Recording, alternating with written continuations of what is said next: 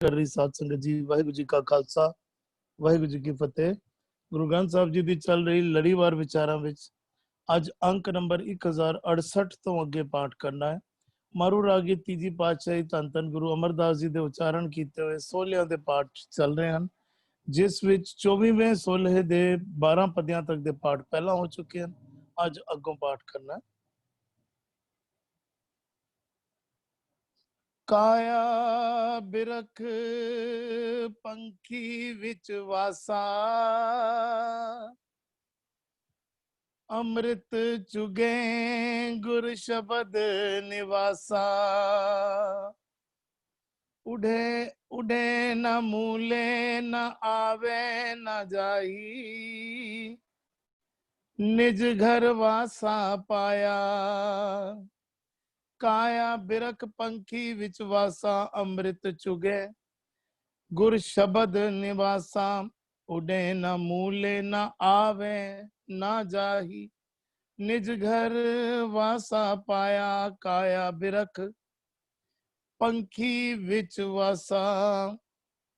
गुरु साहब कई थावां ते दृष्टांत देंदे हन, उदाहरण देंदे हन, एक अलंकार देंदे हन। जिस तरह पंखी हन, रात वेले आके वृक्षां दी ओट लै लैंदे हन। अमूमन माइग्रेटरी बर्ड जेडे होंदे ना, जेडे ट्रैवल कर रहे होंदे एक थां तो दूजे थां तो, रात वेले वृक्ष दी ओट लैंदे हन, सवेरे उडारी मार के सफर ते लंघ जांदे हन। ते काया शरीर एक दृष्टांत दिता है, मानो एक वृक्ष है ते विच हंस, जीव रूप हंस, जिंद कह लीए, आत्मा कह लीए, आके वसेरा कर लिया। काया बिरख पंखी विच वासा, जदों समा होना है तो उसने उडारी मार जानी है। काया बिरख पंखी विच वासा। कई थावां ते ना गुरु साहब जिंदगी नू रात दी तस्वीर भी देंदे हन कि यह जिंदगी रात रूप है। भोर पई उठ चलना, सवेर होंदे ही उठ जाना है, भाव जिंदगी का समा पूरा होना है ते इधरों उठ के असी उड़ जाना है, निकल जाना है। काया बिरख पंखी विच वासा, अमृत चुगे गुर शबद निवासा। कहने लेकिन जेड़े इस काया दे विच रहंदियां गुर शबद निवासा, गुरु दे शबद, शबद दे दद्दे नूं सिहारीए, शबद विच निवासा, जिन्हां दा निवास शबद विच बनिया रहिंदा है। शबद विच जेड़े टिके रहिंदे हन, सुरत जिन्हां दी सच विच टिकी रहिंदी है, गुरु दे ज्ञान विच टिकी रहिंदी है। अमृत चुगे गुर शबद निवासा, कहंदे नो अमृत चुगदे हन। अमृत गुरु दी बाणी अमृत है, आत्मक मौत तो बचाउंदी है सानू, आपा पाओ तो बचाउंदी है। आपा पाओ ना आके सानू साडे शुभ गुणां नू लुट ना लवे। अमृत चुगे कहंदे ने उन्हां दा चोगा अमृत है। हुण किहड़े चुगन दी गल कर रहे हैं? साडी सुरत विकारां दे विच जदों टिकदी है असी गंदगी खाउंदे हां, जदों साडी सुरत शबद विच टिकदी है अमृत चुगदे हां। जदों सुरत अमृत विच चुगदी है ते अंदर अमृत दी वर्खा होंदी है, आनंद दा टिकाव बनदा। जदों विकारां विच असी विकारां दा चोगा होंदा, सुरत गंदगी विच टिकदी है ते अंदर जेड़ा वर्खा कह लीए, अंदर जेड़ा गंदगी वसदी है, उदा नतीजा दुख निकलदा है। ते जदों शबद नाल जुड़दे हां, नतीजा सुख निकलदा है, आनंद निकलदा है, खेड़ा निकलदा है। इत्थे उन पंखियां दा जिक्र कर रहे हैं, उन गुरसिखां दा जिक्र कर रहे हैं, उन गुर भाइयां दा जिक्र कर रहे हैं जेड़े अमृत चुगदे हैं। अमृत चुगे गुर शबद निवासा, गुरु दे शबद विच टिक के अमृत चुगदे हैं। सुरत हमेशा गुरु दे सिक्षावां विच टिकी रहिंदी है। उड़े न मूले न आवे न जाही, बहुवचन उड़े न मूले, उडारी नहीं मारदे। उडारी तो की पावे? जिस तरह साडा मन जरा जा साडे मन ते प्रभाव पैंदा है, साडा मन उड़ के विकारां दे एक रंग ते, विकारां दे राही एक रंग ते, कदी दूजे रंग ते उडारी मार के उड़दा रहिंदा है। ਉਡਾਰੀ ਮਾਰ ਕੇ ਕਦੀ ਇੱਕ ਰੰਗ ਦਾ ਰਸ ਮਾਣਦਾ, ਕਦੀ ਕਿਸੇ ਹੋਰ ਰੂਪ ਦਾ ਰੰਗ ਮਾਣਦਾ। ਸੰਸਾਰ ਸੰਸੇ ਵਾਲਾ ਸੰਸਾਰ ਪ੍ਰਭਾਵਿਤ ਕਰਦਾ ਹੈ, ਸਾਡੇ ਮਨ ਤੇ ਪ੍ਰਭਾਵ ਪਾਉਂਦਾ ਹੈ ਤੇ ਅਸੀਂ ਉਸ ਪ੍ਰਭਾਵ ਹੇਠ ਕਾਰ ਵਿਹਾਰ ਕਰਦੇ ਹਾਂ। ਪਰ ਗੁਰੂ ਸਾਹਿਬ ਕਹਿ ਰਹੇ ਨੇ ਉਡੇ ਨਾ ਮੂਲੇ, ਜਿਹੜੇ ਗੁਰੂ ਦੇ ਸ਼ਬਦ ਵਿੱਚ ਨਿਵਾਸ ਹੋ ਜਾਂਦਾ ਹੈ ਨਾ, ਵਿਕਾਰ ਉਹਨਾਂ ਦੇ ਉੱਤੇ ਪ੍ਰਭਾਵ ਨਹੀਂ ਪਾ ਸਕਦੇ। ਉਡੇ ਨਾ ਮੂਲੇ, ਉਹਨਾਂ ਦਾ ਮਨ ਨਿਜ ਦੇ ਘਰ ਵਿੱਚ ਟਿਕਿਆ ਰਹਿੰਦਾ ਹੈ। ਉਹ ਰੱਤਾ ਮਾਤਰ ਵੀ ਮਾਇਆ ਦੇ ਪ੍ਰਭਾਵ ਹੇਠ ਉਡਾਰੀ ਨਹੀਂ ਮਾਰਦੇ, ਵਿਕਾਰਾਂ ਦੇ ਪ੍ਰਭਾਵ ਹੇਠ ਉਡਾਰੀ ਨਹੀਂ ਮਾਰਦੇ। ਅਸੀਂ ਧਿਆਨ ਦੇਈਏ ਨਾ, ਅਸੀਂ ਵਿਕਾਰ ਕਹਿੰਦੇ ਹਾਂ, ਅਸੀਂ ਮਾਇਆ ਕਹਿੰਦੇ ਹਾਂ। ਮਾਇਆ ਨੂੰ ਤਿਆਗਣਾ ਵੀ ਨਹੀਂ ਹੈ, ਮਾਇਆ ਦੇ ਵਿੱਚ, ਮਾਇਆ ਤੋਂ ਬਚਾਓ ਕਰਕੇ ਮਾਇਆ ਦੇ ਵਿੱਚ ਰਹਿਣਾ। ਧਿਆਨ, ਥੋੜਾ ਜਿਹਾ ਧਿਆਨ ਦੇਣ ਦੀ ਲੋੜ ਹੈ, ਥੋੜਾ ਜਿਹਾ ਸੁਰਤ ਟਿਕਾਉਣ ਦੀ ਲੋੜ ਹੈ। ਪ੍ਰਸ਼ਾਦਾ ਸਰੀਰ ਨੂੰ ਤਾਕਤ ਦਿੰਦਾ ਹੈ, ਸਰੀਰ ਦੀ ਜ਼ਰੂਰਤ ਹੈ, ਰੋਜ਼ਾਨਾ ਸਾਨੂੰ ਛਕਣ ਦੀ ਜ਼ਰੂਰਤ ਹੈ। ਕਿਸੇ ਨਾ ਕਿਸੇ ਰੂਪ ਵਿੱਚ ਭੋਜਨ ਸਾਨੂੰ ਜਿਹੜੇ ਸਰੀਰ ਨੂੰ ਤੰਦਰੁਸਤੀ ਦੇਵੇ, ਸਾਨੂੰ ਛਕਣ ਦੀ ਲੋੜ ਹੈ। ਸਾਡਾ ਸਰੀਰ ਤਈਓ ਚੱਲੇਗਾ। ਲੇਕਿਨ ਉਹੀਓ ਪ੍ਰਸ਼ਾਦਾ ਜੇ ਭੁੱਖ ਦੋ ਦੀਏ, ਸਵਾਦ ਲੱਗਿਆ, ਅਸੀਂ 3 ਖਾ ਲਏ, 4 ਖਾ ਲਏ, ਵਾਧੂ ਖਾ ਲਏ, ਅਸੀਂ ਬੇਤਰਤੀਬ ਨਾਲ ਖਾ ਲਏ। ਉਹੀਓ ਪ੍ਰਸ਼ਾਦਾ ਜਿਹੜਾ ਸਰੀਰ ਲਈ ਤਾਕਤ ਸੀ, ਉਹੀਓ ਪ੍ਰਸ਼ਾਦਾ ਸਰੀਰ ਲਈ ਰੋਗ ਬਣ ਗਿਆ। ਉਹੀਓ ਪ੍ਰਸ਼ਾਦਾ ਜਿਹੜੀ ਜ਼ਰੂਰਤ ਸੀ, ਉਹੀਓ ਪ੍ਰਸ਼ਾਦਾ ਰੋਗ ਬਣ ਗਿਆ, ਦੁੱਖ ਦਾ ਕਾਰਨ ਬਣ ਗਿਆ। ਉਹਨੇ ਤਾਂ ਸਰੀਰ ਨੂੰ ਤਾਕਤ ਦੇਣੀ ਸੀ, ਉਸੀ ਨੇ ਕਮਜ਼ੋਰ ਕਰ ਦਿੱਤਾ ਸਰੀਰ ਨੂੰ। ਤਰਤੀਬ ਤੋਂ ਬਾਹਰ ਚਲੇ ਗਏ, ਮਰਿਆਦਾ ਤੋਂ ਬਾਹਰ ਚਲੇ ਗਏ। ਮਾਇਆ ਕੀ ਹੈ? ਜਦੋਂ ਤੱਕ ਅਸੀਂ ਮਰਿਆਦਾ ਵਿੱਚ ਆ, ਅਸੀਂ ਵਿਕਾਰ ਕਹਿੰਦੇ ਹਾਂ, ਵਾਸ਼ਨਾਵਾਂ ਕਹਿੰਦੇ ਹਾਂ। ਕਿਰਤ ਵੀ ਅਸੀਂ ਕਰਨੀ ਹੈ, ਧਨ ਦੌਲਤ ਅਸੀਂ ਕਮਾਉਣਾ ਹੈ, ਅਸੀਂ ਵਾਸ਼ਨਾਵਾਂ ਨੂੰ ਵੀ ਕਹਿੰਦੇ ਹਾਂ। ਜਦੋਂ ਤੱਕ ਸਾਰੀਆਂ ਚੀਜ਼ਾਂ ਮਰਿਆਦਾ ਵਿੱਚ ਰਹਿਣ ਤੇ ਉਹ ਸੁੱਖ ਦਾ ਕਾਰਨ ਹਨ, ਉਹ ਸਾਨੂੰ ਤਾਕਤ ਦੇ ਰਹੀਆਂ ਹਨ। ਲੇਕਿਨ ਜਦੋਂ ਉਹ ਤਰਤੀਬ ਤੋਂ ਬਾਹਰ ਚਲੀਆਂ ਜਾਂਦੀਆਂ ਹਨ, ਉਹ ਵਿਕਾਰ ਬਣ ਜਾਂਦੀਆਂ। ਤੇ ਗੁਰੂ ਦਾ ਸ਼ਬਦ ਸਾਨੂੰ ਤਰਤੀਬ ਦੱਸਦਾ ਵੀ ਹੈ, ਮਰਿਆਦਾ ਦੱਸਦਾ ਵੀ ਹੈ, ਮਰਿਆਦਾ ਵਿੱਚ ਟਿਕਾਉਂਦਾ ਵੀ ਹੈ। ਸਾਨੂੰ ਹੱਦ ਬੰਨਣਾ ਵੀ ਦੱਸਦਾ ਹੈ ਤੇ ਹੱਦ ਬੰਨੇ ਦੇ ਵਿੱਚ ਰਹਿਣ ਦੀ ਜੁਗਤੀ ਵੀ ਦਿੰਦੇ ਹਨ ਗੁਰੂ ਦਾ ਸ਼ਬਦ। ਤੇ ਗੁਰੂ ਸਾਹਿਬ ਉਹੀਓ ਇਸ ਸ਼ਬਦ ਵਿੱਚ ਸਮਝਾ ਰਹੇ ਹਨ, ਅੰਮ੍ਰਿਤ ਚੁਗੇ ਗੁਰ ਸ਼ਬਦ ਨਿਵਾਸਾ, ਉਡੇ ਨਾ ਮੂਲੇ, ਨਾ ਆਵੇ ਨਾ ਜਾਹੀ। ਕਹਿੰਦੇ ਨੇ ਫਿਰ ਉਹ ਮਰਿਆਦਾ ਤੋਂ ਬਾਹਰ ਉਹਨਾਂ ਦਾ ਮਨ ਉਡਾਰੀ ਮਾਰ ਕੇ ਨਹੀਂ ਜਾਂਦਾ। ਸੰਸਾਰ ਦੇ ਵਿੱਚ ਰਹਿੰਦੇ, ਸੰਸਾਰ ਤੋਂ ਨਿਰਮੋਹ ਹੋ ਕੇ ਰਹਿਣ ਦਾ ਤਰੀਕਾ ਗੁਰੂ ਸਾਹਿਬ ਸਮਝਾਣਾ ਕਰ ਰਹੇ ਨੇ। ਉਡੇ ਨਾ ਮੂਲੇ, ਨਾ ਆਵੇ ਨਾ ਜਾਹੀ। ਆਵੇ ਨਾ ਜਾਹੀ ਵਿਕਾਰਾਂ ਦੀ ਅਧੀਨਗੀ ਵਿੱਚ ਜਿਹੜੀ ਆਤਮਕ ਮੌਤ ਹੁੰਦੀ ਰਹਿੰਦੀ ਹੈ, ਜਿਹੜੀ ਵੱਖ-ਵੱਖ ਜੂਨਾਂ ਵਿੱਚ ਅਸੀਂ ਭਟਕਦੇ ਰਹਿੰਦੇ ਆ, ਆਵੇ ਨਾ ਜਾਹੀ। ਕਹਿੰਦੇ ਨੇ ਉਹਨਾਂ ਦੀ ਵੱਖ-ਵੱਖ ਜੂਨਾਂ ਵਿੱਚ ਉਹਨਾਂ ਦਾ ਆਣਾ ਜਾਣਾ ਮੁੱਕ ਜਾਂਦਾ ਹੈ। ਨਿਜ ਘਰ ਵਾਸਾ ਪਾਇਆ, ਨਿਜ ਦੇ ਘਰ ਵਿੱਚ, ਅਸਲ ਟਿਕਾਣੇ ਵਿੱਚ, ਗੁਰੂ ਦੇ ਸ਼ਬਦ ਦੀ ਬਖਸ਼ਿਸ਼ ਦੇ ਰਾਹੀਂ ਨਿਜ ਦੇ ਘਰ ਵਿੱਚ ਉਹਨਾਂ ਦਾ ਟਿਕਾਣਾ ਬਣ ਗਿਆ। ਉਹ ਮਨ ਜਿਹੜਾ ਹੈ ਹੁਣ ਬਾਹਰ ਉਡਾਰੀ ਨਹੀਂ ਮਾਰ ਰਿਹਾ, ਮਨ ਜਿਹੜਾ ਹੈ ਨਿਜ ਦੇ ਘਰ ਵਿੱਚ ਟਿਕ ਗਿਆ ਹੈ। ਜੀ ਇਕਬਾਲ ਜੀ। ਜੀ ਵਾਹਿਗੁਰੂ ਜੀ ਕਾ ਖਾਲਸਾ, ਵਾਹਿਗੁਰੂ ਜੀ ਕੀ ਫਤਿਹ ਜੀ। ਸ਼ਬਦ ਹੈ ਕਾਇਆ ਬਿਰਖ ਪੰਖੀ ਵਿੱਚ ਵਾਸਾ। ਕਾਇਆ, ਇਹ ਸਰੀਰ ਨੂੰ ਕਾਇਆ ਆਖਿਆ ਹੈ, ਜੀਵਨ ਨੂੰ ਕਾਇਆ ਆਖਿਆ ਹੈ, ਬਿਰਖ ਆਖਿਆ ਹੈ। ਇਹ ਕਾਇਆ ਨੂੰ ਇੱਕ ਬਿਰਖ ਦੀ ਉਦਾਹਰਨ ਦੇ ਕੇ ਵਿੱਚ ਵਾਸਾ, ਇਸ ਬਿਰਖ ਦੇ ਵਿੱਚ ਵਾਸਾ ਕਿਸ ਦਾ ਹੈ? ਪੰਖੀ ਦਾ। ਪੰਖੀ ਕੀ ਆ? ਹੰਸ। ਕਿਉਂਕਿ ਜਿਹੜਾ ਇਹ ਹੰਸ ਹੈ, ਜ਼ਿੰਦਗੀ ਰੂਪੀ ਜਿਹੜੀ ਹੰਸ ਮਿਲਿਆ ਸਾਨੂੰ, ਬਹੁਤ ਕਬੀਰ ਹਮ ਰਾਮ ਕੀ ਹੰਸ। ਇਹ ਸਰੀਰ ਦੇ ਵਿੱਚ ਜੋ ਜੋਤ ਹੈ, ਕਾਇਆ ਦੇ ਵਿੱਚ ਜੋ ਜੋਤ ਹੈ, ਉਹ ਪ੍ਰਮਾਤਮਾ ਦੀ ਦਾਤ ਹੈ। ਜਿਹੜਾ ਜੀਵ ਗੁਰੂ ਦੀ ਸ਼ਰਨ ਪੈ ਕੇ ਇਸ ਕਾਇਆ ਨੂੰ ਸ਼ਬਦ ਨਾਲ ਰੱਤ ਲੈਂਦਾ ਹੈ, ਅੰਮ੍ਰਿਤ ਚੁਗੈ, ਉਹ ਫਿਰ ਆਤਮਿਕ ਜੀਵਨ ਦੇਣ ਵਾਲਾ ਜਿਹੜਾ ਨਾਮ ਹੈ ਉਹ ਸਦਾ ਹੀ ਚੁਗਦਾ ਹੈ। ਗੁਰ ਸ਼ਬਦ ਨਿਵਾਸਾ, ਗੁਰੂ ਦੇ ਸ਼ਬਦ ਦੇ ਵਿੱਚ ਨਿਵਾਸ ਕਰਕੇ ਗੁਰੂ ਦੇ ਹੁਕਮ ਨਿਯਮ ਗੁਣਾਂ ਨੂੰ ਆਪਣੇ ਜੀਵਨ ਦੇ ਵਿੱਚ ਢਾਲ ਕੇ ਉਹ ਆਤਮਿਕ ਜੀਵਨ ਜਿਉਂਦਾ ਹੈ। ਅੰਮ੍ਰਿਤ ਚੁਗੈ ਬਹੁਵਚਨ ਹੈ। ਅੰਮ੍ਰਿਤ ਆਤਮਿਕ ਜੀਵਨ ਦੇਣ ਵਾਲਾ ਨਾਮ ਜਿਹੜਾ ਉਹ ਚੁਗਦਾ ਹੈ। ਊਡੇ ਨਾ ਮੂਲੇ ਆਵੇ ਨਾ ਜਾਹੀ।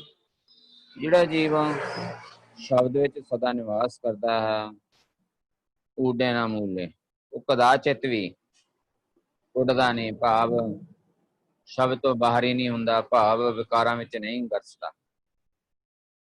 ਕੀ ਕਰਦਾ ਹੈ? ਸਦਾ ਗੁਣ ਧਾਰਨ ਕਰਦਾ ਰਹਿੰਦਾ ਹੈ, ਗੁਣਾਂ ਦੀ ਗੁਥਲੀ ਵਿੱਚੋਂ ਗੁਣ ਕੱਢਦਾ ਹੈ ਤੇ ਆਪਣੇ ਅਮਲ ਵਿੱਚ ਜੀਵਨ ਬਤੀਤ ਕਰਦਾ ਹੈ।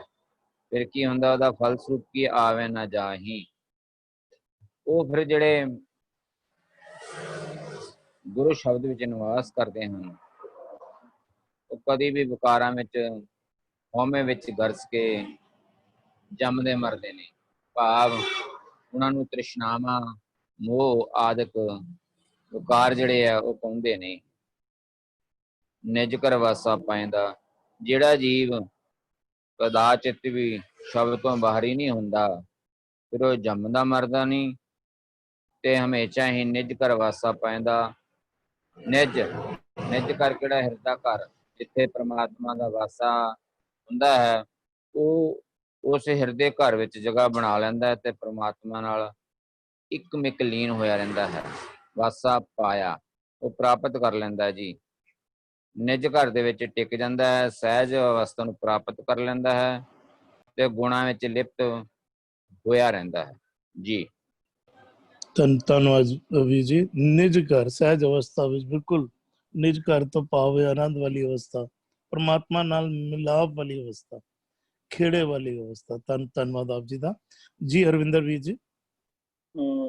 ਇਸ ਤੋਂ ਪਹਿਲਾਂ ਸਤਬੀਰ ਵੀਰ ਜੀ ਨੇ ਵੀ, ਕਿਉਂਕਿ ਇਕਬਾਲ ਵੀਰ ਜੀ ਨੇ ਵੀ ਜਿਹੜਾ ਜਿਸ ਪ੍ਰਮਾਈਸ ਉੱਤੇ ਗੁਰਬਾਣੀ ਲਿਖੀ ਗਈ ਨਾ, ਜਿਸ ਆਧਾਰ ਦੇ ਉੱਤੇ ਉਹ ਜਿਹੜਾ ਗੁਰੂ ਸ਼ੇਅਰ ਕਰਦੇ ਪਏ ਨੇ, ਬਈ ਇਹ ਕਾਇਆ ਜਿਹੜੀ ਨਾ ਮਾਨੋ ਇੱਕ ਬਿਰਖ ਦੀ ਨਿਆਈ ਹੈ। ਇਹਦੇ ਵਿੱਚ ਕਿਉਂਕਿ ਗੁਰਬਾਣੀ ਇਹ ਕਾਇਆ ਨੂੰ ਹੋਰ ਅੰਦਰ ਦੀ ਜੋਤ ਜਿਹੜੀ ਹੈ ਨਾ, ਇਹ ਦੋਨੋਂ ਵੱਖ-ਵੱਖ ਚੀਜ਼ਾਂ ਨੇ। ਇਸ ਉਹ ਇੱਕ ਥਾਂ ਤੇ ਕਹਿੰਦੇ ਦੇਹ ਤੇਜਨ ਜੀ ਰਾਮ ਪਾਈਆ ਰਾਮ, ਉਹਨੂੰ ਘੋੜੀ ਦੀ ਨਿਆਈ ਉਹਨੂੰ ਕਹਿੰਦੇ ਪਏ ਨੇ, ਇੱਥੇ ਉਹਨੂੰ ਬਿਰਖ ਦੀ ਨਿਆਈ ਉਹਨੂੰ ਦੱਸਿਆ ਜਾ ਰਿਹਾ ਵੀ ਉਹ ਕਾਇਆ ਬਿਰਖ। ਉਹਦੇ ਵਿੱਚ ਇੱਕ ਉਹ ਦੂਜੇ ਸ਼ਬਦ ਨਾਲ ਕਹਿੰਦੇ ਪ੍ਰਾਣੀ ਕਿਆ ਮੇਰਾ ਕਿਆ ਤੇਰਾ ਜੈਸੇ ਤਰਵਰ ਪੰਖ ਬਸੇਰਾ। ਉਹਦਾ ਕੋਈ ਉੱਥੇ ਦਾਅਵੇ ਕਰਨ ਨੂੰ ਨਹੀਂ ਆਇਆ ਵੀ ਉਹ ਉਸ ਸ਼ਬਦ ਅੱਗੇ ਜਾ ਕੇ ਕਹਿੰਦੇ ਨੇ ਉੱਚੇ ਮੰਦਰ ਸੁੰਦਰ ਨਾਰੀ ਰਾਮ ਨਾਮ ਬਿਨ ਬਾਜੀ ਹਾਰੀ। ਜੇ ਇੱਥੇ ਕਹਿੰਦੇ ਵੀ ਉਹ ਪ੍ਰਾਣੀ ਕਿਆ ਮੇਰਾ ਕਿਆ ਤੇਰਾ ਜੈਸੇ ਤਰਵਰ, ਬਈ ਜੇ ਪੰਛੀ ਆ ਕੇ ਉੱਥੇ ਤਰਵਰ ਤੇ ਰੁਕਿਆ ਹੋਇਆ ਹੈ, ਉਹਨੇ ਪਤਾ ਹੈ ਕਿ ਉਹਨੇ ਨਾ ਉਹਨੇ ਸਵੇਰੇ ਜਿਹੜਾ ਨਾ ਉਹਨੇ ਉਹ ਉੱਥੋਂ ਚਲੇ ਜਾਣਾ। ਵੀ ਉਹ ਕਹਿੰਦਾ ਫਰੀਦਾ ਪੰਖ ਪਰਾਹੁਣੀ, ਇੱਕ ਪ੍ਰਾਹੁਣਾ ਕਹਿੰਦੇ ਨੇ ਗੈਸਟ ਨੂੰ ਕਹਿ ਲਓ, ਵੀ ਜਿਹੜਾ ਗੈਸਟ ਆਇਆ ਨਾ, ਉਹ ਗੈਸਟ ਨੂੰ ਪਤਾ ਹੈ ਕਿ ਮੈਂ ਸਵੇਰੇ ਇੱਥੋਂ ਦੀ ਚਲੇ ਜਾਣਾ। ਫਰੀਦਾ ਪੰਖ ਪਰਾਹੁਣੀ ਦੁਨੀ ਸੁਹਾਵਾ ਬਾਗ, ਇੱਕ ਸੁਹਾਵਣਾ ਜਿਹਾ ਬਗੀਚਾ ਹੈ, ਉਹਦੇ ਵਿੱਚ ਦਰਖਤ ਹੈ, ਉੱਥੇ ਪੰਛੀ ਆ ਕੇ ਬੈਠਿਆ ਹੋਇਆ ਹੈ। ਕਹਿੰਦੇ ਨੌਬਤ ਵੱਜੀ ਸੁਬਹ ਸਿਉ ਚੱਲਣ ਕਾ ਕਰ ਸਾਜ, ਵੀ ਸਵੇਰ ਦਾ ਸਮਾਂ ਵੀ ਜੇਕਰ ਕਾਰਵਾਂ ਜਾਂਦੇ ਹੁੰਦੇ ਸਨ, ਉਧਰ ਕਾਰਵਾਂ ਦੇ ਅੰਦਰ ਬੜੇ ਬੜੇ ਬੰਦੇ ਹੋਣੇ ਨੇ, ਵੀ 50 100 200 ਬੰਦੇ ਦੀ ਜਿਹੜਾ ਕਾਰਵਾਂ ਜਾਂਦਾ ਪਿਆ, ਵੀ ਰਾਤ ਨੂੰ ਜਾ ਕੇ ਟਿੱਕੇ, ਫਿਰ ਸਵੇਰੇ ਦਾ ਧੋਸਾ ਵੱਜਦਾ ਸੀ। ਚਲੋ ਬਈ ਸਾਰਿਆਂ ਨੇ, ਜੇ ਕੋਈ ਰਹਿ ਗਿਆ ਪਿੱਛੇ ਤਾਂ ਰਹਿ ਗਿਆ, ਵੀ ਸਵੇਰ ਦਾ ਧੋਸਾ ਵਜਿਆ ਤੇ ਉਹਨਾਂ ਨੇ ਜਿਹੜਾ ਉੱਠ ਕੇ ਨਾ ਤੋਂ ਚੱਲੇ ਜਾਣਾ। ਵੀ ਉਹ ਐਜ਼ ਤੇਰਾ ਜੋ ਜੀਵਨ ਜੋ ਹੈ ਨਾ, ਉਹ ਇੱਥੇ ਇਸ ਜਗਤ ਵਿੱਚ ਮਾਨੋ ਇੱਕ ਪ੍ਰਾਹੁਣੇ ਦੀ ਨਿਆਈ ਜਾਂ ਇੱਕ ਪੰਛੀ ਦੀ ਨਿਆਈ ਜਿਹੜਾ ਹੈ ਨਾ, ਜੋ ਇੱਕ ਬਿਰਖ ਵਿੱਚ ਆ ਕੇ ਬੈਠਿਆ ਹੋਇਆ ਹੈ। ਕਹਿੰਦੇ ਜੈਸੇ ਰਹਿਣ ਪਰਾਉਣਾ ਉੱਠ ਚੱਲ ਸੈ ਪ੍ਰਭਾਤ, ਤੇਰਾ ਸਮਾਂ ਖਤਮ ਹੋ ਗਿਆ। ਜੈਸੇ ਰਹਿਣ ਪਰਾਉਣਾ ਉੱਠ ਚੱਲ ਸੈ ਪ੍ਰਭਾਤ, ਕਿਆ ਤੂੰ ਰੱਤਾ ਗ੍ਰਿਸਤ ਸਿਉ ਸਭ ਫੁੱਲਾਂ ਕੀ ਬਾਗਾਤ। ਮੇਰੀ ਮੇਰੀ ਕਿਆ ਕਰੇ ਜਿਨ ਦਿਆ ਸੋ ਪ੍ਰਭ ਲੋੜ, ਸਰ ਪਰ ਉੱਠੀ ਚਲਣਾ ਛੱਡ ਜਾਸੀ ਲੱਖ ਕਰੋੜ। ਉਹ ਆਇਆ ਨਾ, ਕਹਿੰਦੇ ਵੀ ਉਹ ਦੁਨੀਆ ਵਿੱਚ ਆਪਣੇ ਆਪ ਨੂੰ ਐਜ਼ ਅ ਮਹਿਮਾਨ ਗੈਸਟ ਸਮਝ ਕੇ ਇੱਥੇ ਰਹੀ। ਤੋ ਇੱਥੇ ਕੋਈ ਬਹੁਤ ਦਾਅਵੇ ਜਾਂ ਇਹਨਾਂ ਵੀ ਉਹ ਨਾ ਵੀ ਉਹ ਕਹਿੰਦਾ ਆਸਾ ਮਨਸਾ ਜਲਾਏ, ਤੂੰ ਆਪਣੀਆਂ ਆਸਾਵਾਂ ਤੇ ਮਨਸਾਵਾਂ ਨੂੰ ਛਾੜ ਦੇ। ਆਸਾ ਮਨਸਾ ਜਲਾਏ ਤੂੰ ਹੋਏ ਰਹੋ ਮਹਿਮਾਨ। ਤੂੰ ਇੱਥੇ ਤੂੰ ਆਇਆ ਸੀ ਨਾ, ਤੈਨੂੰ ਸਮਾਂ ਮਿਲਿਆ ਸੀ ਇੱਥੇ, ਇੱਕ ਤਰ੍ਹਾਂ ਜਿਹੜਾ ਜ਼ਿੰਦਗੀ ਦਾ ਜਿਤਨਾ ਸਮਾਂ ਮਿਲਿਆ ਸੀ ਨਾ, ਵੀ ਉਹ ਤੋਂ ਆਪਣਾ ਕਾਜ ਸਵਾਰ ਕੇ ਇੱਥੋਂ ਦੀ ਜਾਣਾ ਸੀ, ਲੇਕਿਨ ਤੂੰ ਜਾਣਾ ਜਿਹੜੀ ਹੈ ਗੱਲ ਨਾ ਇੱਥੋਂ ਦੀ ਉਹ ਨਿਸ਼ਚਿਤ ਹੈ। ਕਹਿੰਦੇ ਵਾਟ ਨਾ ਕਰੀ ਮਾਮਲਾ ਜਾਣੇ ਮਹਿਮਾਨ। ਵਾਟ ਕਹਿੰਦੇ ਰਸਤੇ ਨੂੰ। ਜੇ ਬੰਦੇ ਨੇ ਮੁਸਾਫਿਰ ਨੇ ਕਿਤੇ ਜਾਣਾ ਹੋਵੇ ਨਾ, ਉਹਦਾ ਟ੍ਰੇਨ ਤੇ ਜਾ ਰਿਹਾ, ਉਹ ਉੱਥੇ ਹੀ would not like to indulge, ਉਹ ਉੱਥੇ ਝਗੜੇ ਵਗੈਰਾ ਅੰਦਰ ਇੰਡਲਜ ਨਹੀਂ ਕਰਨਾ ਚਾਹੁੰਦਾ। ਉਹ ਕਹਿੰਦਾ ਯਾਰ ਮੈਂ ਕੱਲ ਸਵੇਰੇ ਉਤਰ ਜਾਣਾ ਹੈ, ਵੀ ਉਹ ਕਿਸੇ ਛੋਟੀ ਮੋਟੀ ਗੱਲ ਵਾਸਤੇ ਨਾ ਵਾਟ ਕਹਿੰਦੇ ਨੇ ਵਾਟ ਨਾ ਕਰੀ ਮਾਮਲਾ। ਅਸੀਂ ਕਹਿੰਦੇ ਨੋਰਮਲੀ ਜੇ ਕੋਈ ਟੰਟਾ ਕ੍ਰੀਏਟ ਹੋ ਜਾਏ ਨਾ, ਅਸੀਂ ਕਹਿੰਦੇ ਫਿਰ ਤਾਂ ਮਾਮਲਾ ਦਰਜ ਕਰੋ ਜੀ, ਵੀ ਇਹ ਪ੍ਰੋਬਲਮ ਹੋ ਗਿਆ ਸੀ, ਇਹਨੇ ਇਹ ਗੱਲ ਕੀ, ਇਹਨੇ ਇਹ ਗੱਲ ਕੀ, ਫਿਰ ਉਹ ਸਾਰਾ ਮਾਮਲਾ ਦਰਜ ਕੀਤਾ ਜਾਂਦਾ ਹੈ। ਤੇ ਗੁਰੂ ਸਾਹਿਬ ਸਮਝਾਉਂਦੇ ਪਏ ਨੇ ਵੀ ਜਿਹੜੀ ਛੋਟੀ ਉਮਰ ਮਿਲੀ ਹੈ ਤੈਨੂੰ, ਉਹਨੇ ਵਾਟ ਨਾ ਕਰੀ ਮਾਮਲਾ ਜਾਣੇ ਮਹਿਮਾਨ। ਆਪਣੇ ਆਪ ਨੂੰ ਮਹਿਮਾਨ ਸਮਝ ਕੇ ਇਸ ਸੰਸਾਰ ਵਿੱਚ ਰਹੀ ਤੂੰ। ਇਹ ਥੋੜਾ ਨਾ। ਤੇ ਫਿਰ ਕੋਈ ਹੋਰ ਸ਼ਬਦ ਕਹਿੰਦਾ ਏਕ ਰਹਿਣ ਕੇ ਪਾਹੁਣ ਤੁਮੇ ਆਏ। ਮਨੋ ਤੇਰੀ ਸਾਰੀ ਜ਼ਿੰਦਗੀ ਨਾ ਉਹ ਇੱਕ ਮਨੋ ਇੱਕ ਰਾਤ ਦੀ ਨਿਆਈ ਜਿਹੜੀ ਹੈ ਨਾ, ਤੂੰ ਇੱਥੇ ਪ੍ਰਾਹੁਣਾ ਕਰਕੇ ਏਕ ਰਹਿਣ ਕੇ ਪਾਹੁਣ ਤੁਮੇ ਆਏ, ਬਹੁਤ ਯੁਗ ਆਸ ਬੰਧਾਏ। ਬੜੇ ਬੜੇ ਲੰਬੇ ਸਮੇਂ ਵਾਸਤੇ ਤੂੰ ਆਪਣੀ ਆਸਾਂ ਬਹੁਤ ਯੁਗਾਂ ਦੀਆਂ ਉਹ ਸਮਾਨ 100 ਬਰਸ ਕਾ ਵਾਲਾ ਕਰਕੇ ਬੈਠੇ ਹੋਏ ਆਇਆ ਤੂੰ ਇੱਥੇ। ਹੋਰ ਵੀ ਸ਼ਬਦ ਨੇ ਕਹਿੰਦੇ ਵੀ ਉਹ ਕਹਿੰਦੇ ਪਹਿਲੇ ਪੈਰੇ ਰਹਿਣ ਕੇ ਬਣ ਜਾ ਰਿਹਾ ਮਿੱਤਰ। ਇੱਥੇ ਕਹਿੰਦੇ ਵੀ ਏਕ ਰਹਿਣ ਕੇ ਪਾਹੁਣ ਤੁਮੇ ਆਏ। ਹੁਣ ਫਿਰ ਜਿਹੜਾ ਜ਼ਿੰਦਗੀ ਰੂਪੀ ਜਿਹੜੀ ਰਾਤ ਹੈ ਉਹਨੂੰ ਫਿਰ ਗੁਰੂ ਸਾਹਿਬ 4 ਹਿੱਸਿਆਂ ਅੰਦਰ ਡਿਵਾਈਡ ਕਰਕੇ ਨਾ ਕਹਿੰਦੇ ਨੇ ਪਹਿਲੇ ਪੈਰੇ ਰਹਿਣ ਕੇ ਬਣ ਜਾ ਰਿਹਾ ਮਿੱਤਰਾ, ਹੁਕਮ ਪਿਆ ਗਰਭਾਸ। ਰੱਬੀ ਹੁਕਮ ਵਿੱਚ ਉਸ ਜੀਵ ਆਤਮਾ ਦਾ ਸਰੀਰ ਵਿੱਚ ਮਨ ਨੂੰ ਨਿਵਾਸ ਹੋਇਆ ਹੈ। ਦੋਨੋਂ ਵੱਖ ਚੀਜ਼ਾਂ ਨੇ। ਇੱਕ ਹੋਰ ਵੱਡੇ ਬ੍ਰਦਰ ਨੇ ਰਵਿੰਦਰ ਵੀਰ ਜੀ ਨੇ, ਅਸੀਂ ਲੋਕ ਵੀ ਵਰ ਡਿਸਕਸਿੰਗ, ਇੱਕ ਸ਼ਬਦ ਹੋਰ ਉਹਨਾਂ ਦੇ ਖਿਆਲ ਵਿੱਚ ਆਇਆ ਸੀ, ਜਿਹੜਾ ਸਿੱਧ ਗੋਸ਼ ਬਾਣੀ ਹੈ ਨਾ, ਉਹਦੇ ਵਿੱਚ ਇੱਕ ਸਵਾਲ ਜਿਹੜੇ ਨੇ ਸਿੱਧ ਨੇ ਨਾ ਉਹ ਪੁੱਛਦੇ ਪਏ ਨੇ। ਕਹਿੰਦੇ ਨੇ ਜਾਂ ਇਹ ਹਿਰਦਾ ਦੇਹ ਨਾ ਹੋਤੀ ਤਾਂ ਮਨ ਕੈਠੇ ਰਹਿਤਾ। ਅਸੀਂ ਕਈ ਵਾਰ ਸਾਡੇ ਵੀ ਵਿਚਾਰ ਅਧੀਨ ਇਹ ਗੱਲ ਆਉਂਦੀ ਹੈ ਕਿ ਬੰਦੇ ਦੇ ਨਾਲ ਮਨ ਪੈਦਾ ਹੋ ਰਿਹਾ, ਬੰਦੇ ਦੇ ਨਾਲ ਮਨ ਖਤਮ ਹੋ ਜਾਏਗਾ। ਤੇ ਗੁਰੂ ਸਾਹਿਬ ਇੱਥੇ ਜਿਹੜੇ ਸਿੱਧ ਨੇ ਉਹ ਸਵਾਲ ਕਰਦੇ ਪਏ ਨੇ। ਸਿੱਧ ਗੋਸ਼ ਦੀ ਬਾਣੀ ਹੈ। ਕਹਿੰਦੇ ਜਬ ਇਹ ਹਿਰਦਾ ਦੇਹ ਨਾ ਹੋਤੀ, ਜਦੋਂ ਹਿਰਦਾ ਨਹੀਂ ਸੀ, ਇਹ ਦੇਹ ਨਹੀਂ ਸੀ, ਕਾਇਆ ਨਹੀਂ ਸੀ, ਕਹਿੰਦੇ ਤੋ ਮਨ ਕੈਠੇ ਰਹਿਤਾ, ਮਨ ਕਿਤੇ ਟਿਕਿਆ ਹੋਇਆ ਸੀ ਉਸ ਸਮੇਂ ਤੇ। ਗੁਰੂ ਸਾਹਿਬ ਫਿਰ ਉਹ ਰਕਤ ਬਿੰਦ ਕੀ ਮੜੀ ਨਾ ਹੋਤੀ, ਹੋਰ ਵੀ ਸਵਾਲ ਕਰਦੇ ਪਏ ਨੇ। ਫਿਰ ਗੁਰੂ ਸਾਹਿਬ ਅੱਗੇ ਜਾ ਕੇ ਉਹਨਾਂ ਨੂੰ ਜਵਾਬ ਦਿੰਦੇ ਪਏ ਨੇ। ਕਹਿੰਦੇ ਹਿਰਦਾ ਦੇਹ ਨਾ ਹੋਤੀ ਅਵਧੂ। ਅਵਧੂ ਇਜ਼ ਅ ਰਿਸਪੈਕਟਫੁਲ ਵਰਡ। ਅਸੀਂ ਕਿਸੇ ਨੂੰ ਸਰ ਕਹਿੰਦੇ ਆ, ਮੁਸਲਮਾਨ ਤੇ ਮੀਆਂ ਕਰਕੇ ਕਹੇਗਾ, ਇਹਨਾਂ ਵਿੱਚ ਜੋਗੀਆਂ ਵਿੱਚ ਅਵਧੂ ਇਜ਼ ਅ ਰਿਸਪੈਕਟੇਬਲ ਵਰਡ। ਤੇ ਗੁਰੂ ਸਾਹਿਬ ਸੰਵਾਦ ਹੈ ਕਿਉਂਕਿ ਉਹ ਬੜੇ ਹਲੇਮੀ ਨਾਲ ਗੱਲ ਕਰਦੇ ਨੇ। ਕਹਿੰਦੇ ਹਿਰਦਾ ਦੇਹ ਨਾ ਹੋਤੀ ਅਵਧੂ ਤੋ ਮਨ ਸੁਨ ਰਹਿ ਬੈਰਾਗੀ। ਮਨ ਜਿਹੜਾ ਹੈ ਨਾ ਉਹ ਸੁਨ ਰੂਪ ਪਰਮਾਤਮਾ, ਨਿਰਗੁਣ ਸਰੂਪ ਪਰਮਾਤਮਾ, ਉਹਦੇ ਵੀ ਜਿਹੜਾ ਨਾ ਉਹ ਟਿਕਿਆ ਹੋਇਆ ਸੀ ਉਹਦੇ ਵਿੱਚ। ਤੂੰ ਆਇਆ ਹੈ ਬਈ ਤੂੰ ਕਹਿੰਦੇ ਜੋ ਜਨਮ ਹੈ ਤਿਸ ਸਰ ਪਰ ਮਰਨਾ। ਜੋ ਕਹਿੰਦੇ ਜੋ ਆਇਆ ਸੋ ਚਲ ਸੀ, ਸਭ ਕੋ ਆਈ ਵਾਰੀ ਹੈ। ਨਹੀਂ ਸਾਡੀ ਹਾਲਤ ਕੈਸੀ ਹੋਗੀ? ਕਹਿੰਦਾ ਖਾਣਾ ਪੀਣਾ ਹੱਸਣਾ ਸੋਨਾ ਵਿਸਰ ਗਿਆ ਹੈ, ਮਰਨਾ।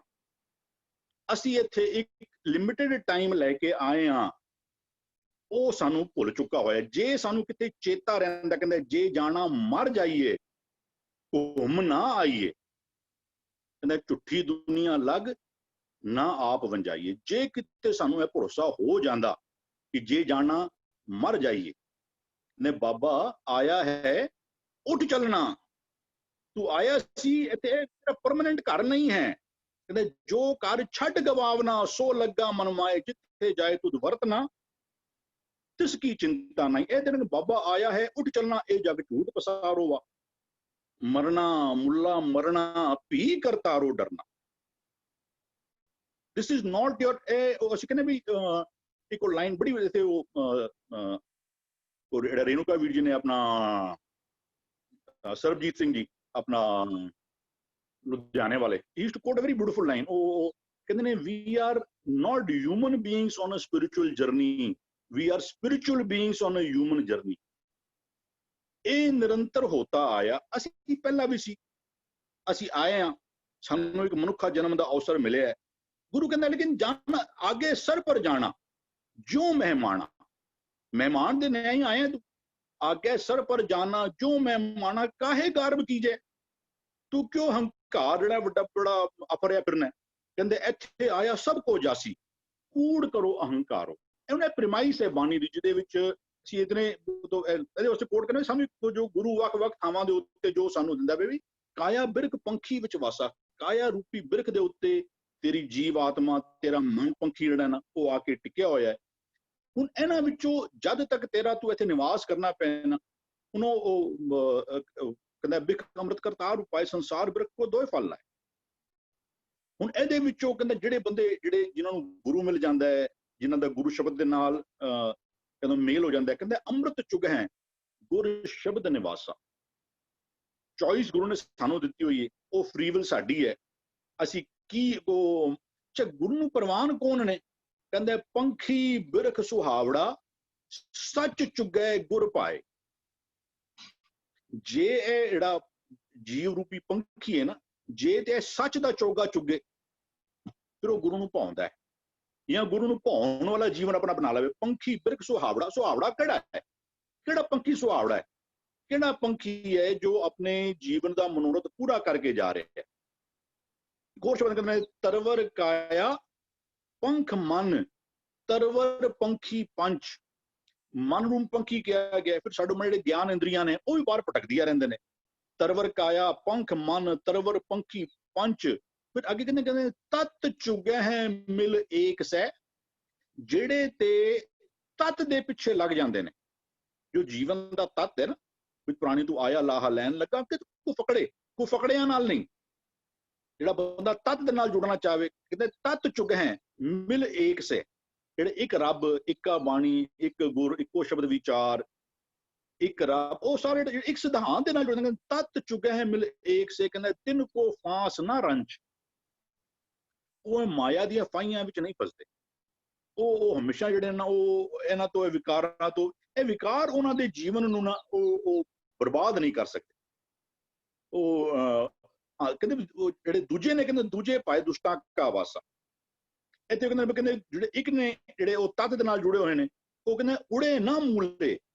ਉਹ ਇਹਨਾਂ ਸਿਧਾਂਤਾਂ ਨੂੰ ਛੱਡ ਕੇ ਕਿੱਥੇ ਵੀ ਨਹੀਂ ਜਾਂਦੇ। ਜੋ ਇੱਕ ਵਾਰ ਗੁਰੂ ਕੋਲੋਂ ਉਹ ਇੱਕ ਕੱਲ ਸੀ ਨਾ ਵੀ, ਕਹਿੰਦੇ ਉੜੇ ਨਾ ਮੂਲੇ ਆਵੇ ਨਾ ਜਾਹੀ। ਕੱਲ ਸਾਨੂੰ ਇੱਕ ਸ਼ਬਦ ਆਇਆ ਸੀ, ਕਹਿੰਦੇ ਦੂਜੇ ਭਾਏ ਦੁਸ਼ਟਾਂ ਕਾ ਵਾਸਾ ਭੌਂਦੇ ਫਿਰੇ ਬਹੁ ਮੋਹ ਪਿਆਸਾ। ਉਹ ਭਟਕਦੇ ਫਿਰਦੇ ਨੇ, ਉਹਨਾਂ ਨੂੰ ਮੋਹ ਦੀ ਪਿਆਸ ਇਤਨੀ ਲੱਗੀ ਨਾ, ਥੋੜਾ ਉੱਡਦੇ ਨੇ, ਫਿਰ ਉਹਦੇ ਆਸ-ਪਾਸ ਘੁੰਮ ਕੇ ਫਿਰ ਉਹਨਾਂ ਨੇ ਮੋਹ ਭਰਪੂਰ ਕੰਮ ਹੀ ਕਰਨੇ ਨੇ। ਲੇਕਿਨ ਇੱਥੇ ਗੁਰੂ ਸਾਹਿਬ ਉਲਟੀ ਗੱਲ, ਦੂਜੀ ਗੱਲ ਕਰਦੇ ਨੇ, ਦੂਜੇ ਬੰਦਿਆਂ ਦੀ ਗੱਲ ਕਰਦੇ ਨੇ। ਉੜੇ ਨਾ ਮੂਲੇ, ਉਹ ਇਹਨਾਂ ਸਰਬੀ ਸਿਧਾਂਤ ਜਿਨ੍ਹਾਂ ਦਾ ਗੁਰੂ ਸ਼ਬਦ ਵਿੱਚ ਨਿਵਾਸ ਹੋ ਗਿਆ ਹੈ ਨਾ, ਜੋ ਅੰਮ੍ਰਿਤ ਚੁਗਦੇ ਪਏ ਨੇ, ਫਿਰ ਉਹ ਇਸ ਅੰਮ੍ਰਿਤ ਰੂਪੀ ਜਿਹੜਾ ਬਿਰਖ ਜਿੱਤੇ ਆ ਕੇ ਬੈਠੇ ਨੇ ਨਾ, ਉਹਨੂੰ ਛੱਡਣਾ ਨਹੀਂ ਚਾਹੁੰਦੇ। ਉਹਨਾਂ ਨੂੰ ਅੰਮ੍ਰਿਤ ਫਲ ਮਿਲਦਾ ਪਿਆ ਉੱਥੋਂ ਦੀ, ਉਹ ਅੰਮ੍ਰਿਤ ਚੁਗੇ। ਇੱਕ ਹੋਰ ਦੂਜੀ ਵੀ ਇੱਕ ਸ਼ਬਦ ਚ ਕਹਿੰਦੇ ਨੇ, ਇੱਕ ਉਹ ਬੰਦੇ ਨੇ ਨਾ, ਕਹਿੰਦੇ ਉੜੇ ਤਾਂ ਬੇਗਲ ਬੇਗਲੇ। ਬੇਗ ਕਹਿੰਦੇ ਨੇ ਸਪੀਡ ਨੂੰ। ਇੱਕ ਗੁਰੂ ਉਹਨਾਂ ਜੀਵਨਾਂ ਦੀ ਵੀ ਗੱਲ ਪਿਆ ਕਰਦਾ, ਕਹਿੰਦਾ ਉੜੇ ਤਾਂ ਬੇਗਲ ਕਾਲੀ ਕਾਲੀ, ਕੱਲ ਦੇ ਕੱਲ ਅਮੀਰ ਹੋਣਾ ਹੈ। ਵੀ ਸਾਲ ਵਿੱਚ ਤੇ ਬੰਗਲਾ ਹੋਣਾ ਚਾਹੀਦਾ ਹੈ, 2 ਸਾਲ ਵਿੱਚ ਤੇ ਇਹ ਹੋਣਾ ਚਾਹੀਦਾ ਹੈ। ਜੀਵਨ ਜਿਹੜਾ ਉਹ ਤੱਤ ਦੇ ਨਾਲ ਨਹੀਂ ਜੁੜਦੇ ਪਏ। ਉਹ ਕਹਿੰਦੇ ਛੱਡ ਜਾਸੀ ਲੱਖ ਕਰੋੜ, ਤੇਰਾ ਤੱਤ ਕੀ ਸੀ? ਤੂੰ ਇੱਥੇ ਪੈਸੇ ਕਮਾਉਣ ਆਇਆ ਸੀ? ਤੂੰ ਤੇਰੇ ਜੀਵਨ ਦਾ ਪਰਪਸ ਕੀ ਸੀ ਨਾ? ਉਹ ਜਿਨ੍ਹਾਂ ਦਾ ਪਰਪਸ ਲਾਸ ਹੋ ਚੁੱਕਾ ਨਾ, ਉਹਨਾਂ ਦੀ ਹਾਲਤ ਕਹਿੰਦੇ ਉੜੇ ਤਾਂ ਬੇਗਲ ਬੇਗਲੇ ਤਾਕੈ ਚੋਗ ਘਣੀ। ਉਹ ਘਣੀ ਚੋਗ, ਉਹ ਉਹਨਾਂ ਨੂੰ ਜਿਸ ਤਰ੍ਹਾਂ ਪੰਛੀਆਂ ਨੂੰ ਫਸਾਉਣ ਵਾਸਤੇ ਨਾ ਚੋਗਾ ਸੱਟਿਆ ਹੁੰਦਾ ਹੈ। ਹੁਣ ਉਹਨਾਂ ਨੂੰ ਦੇ ਵਾਂਟ ਇਟ, ਉਹ ਜਿਨ੍ਹਾਂ ਨੂੰ ਉਹ ਫਿਰ ਹਰ ਮਾੜਾ ਕੰਮ ਕਰਨ ਨੂੰ ਤਿਆਰ। ਕਹਿੰਦਾ ਕੋਈ ਗੱਲ ਨਹੀਂ, ਫਟਾਫਟ ਅਮੀਰ ਹੋਣਾ। ਉੜੇ ਤਾਂ ਬੇਗਲ ਬੇਗਲੇ ਤਾਂ ਕਹਿ ਚੋਕ ਕਣੀ। ਕਹਿੰਦਾ ਤੇ ਨਾਲ ਹੁੰਦਾ ਕੀ? ਕਹਿੰਦਾ ਪੰਖ ਟੁੱਟੇ ਫਾਹੀ ਪੜੀ ਅਵਗੁਣ ਭੀੜ ਬਣੀ। ਇੱਕ ਉਹ ਨੇ ਜੋ ਉਡੇ ਨਾ ਮੂਲੇ, ਇੱਕ ਉਹ ਨੇ ਉੜੇ ਤਾਂ ਬੇਗਲ ਬੇਗਲੇ। ਉਹ ਜ਼ਿੰਦਗੀ ਵਿੱਚ ਬੜਾ ਫਾਸਟ ਇੱਕਦਮ ਉੱਤੇ ਚੜਨਾ ਚਾਹੁੰਦੇ ਨੇ। ਇਹ ਕਹਿੰਦੇ ਨੇ ਉੜੇ ਨਾ ਮੂਲੇ ਨਾ ਆਵੇ ਨਾ ਜਾਹੀ। ਉਹ ਇਹਨਾਂ ਸਾਡਾ ਆਵਾਗੁਣ, ਅਸੀਂ ਸਿਧਾਂਤਾਂ ਨੂੰ ਪਕੜ ਲੈਂਦੇ ਹਾਂ। ਸਿਧਾਂਤ ਸਾਡੇ ਜੀਵ, ਫਿਰ ਅਸੀਂ ਸਿਧਾਂਤਾਂ ਨੂੰ ਕੋਈ ਭੀੜਾ ਬਣ ਜਾਵੇ, ਕੋਈ ਸਾਨੂੰ ਕੋਈ ਅਹੁਦਾ ਦੇ ਦੇਵੇ, ਸਾਨੂੰ ਕੁਝ ਪੈਸੇ ਦਾ ਕੁਝ ਮਿਲ ਜਾਵੇ, ਅਸੀਂ ਬੜਾ ਫਟਾਫਟ ਆਪਣੇ ਸਿਧਾਂਤਾਂ ਨੂੰ ਛੋੜ ਦਿੰਦੇ ਹਾਂ। ਕਹਿੰਦੇ ਉੜੇ ਨਾ ਮੂਲੇ ਆਵੇ ਨਾ ਜਾਏ। ਕਹਿੰਦੇ ਨਿਜ ਘਰ ਵਾਸਾ ਪਾਇਆ। ਤਾਂ ਅਸੀਂ ਕਹਿੰਦੇ ਮਨ ਤੂੰ ਜੋਤ ਸਰੂਪ ਹੈ। ਮਨ ਜਿਹੜਾ ਹੈ, ਕਹੋ ਕਬੀਰ ਇਹ ਰਾਮ ਕੀ ਅੰਸ਼। ਤੇ ਅਸੀਂ ਕਈ ਵਾਰੀ ਗੱਲ ਕਰਨੇ ਮੈਂ ਕਿ ਘਰ ਸਰੀਰ ਵਾਸਤੇ ਇੱਟਾ ਪੱਥਰ ਦਾ ਘਰ ਹੈ, ਮਨ ਕਿਸੇ ਸਿਧਾਂਤਾਂ ਦੇ ਘਰ ਵਿੱਚ ਰਹਿੰਦਾ।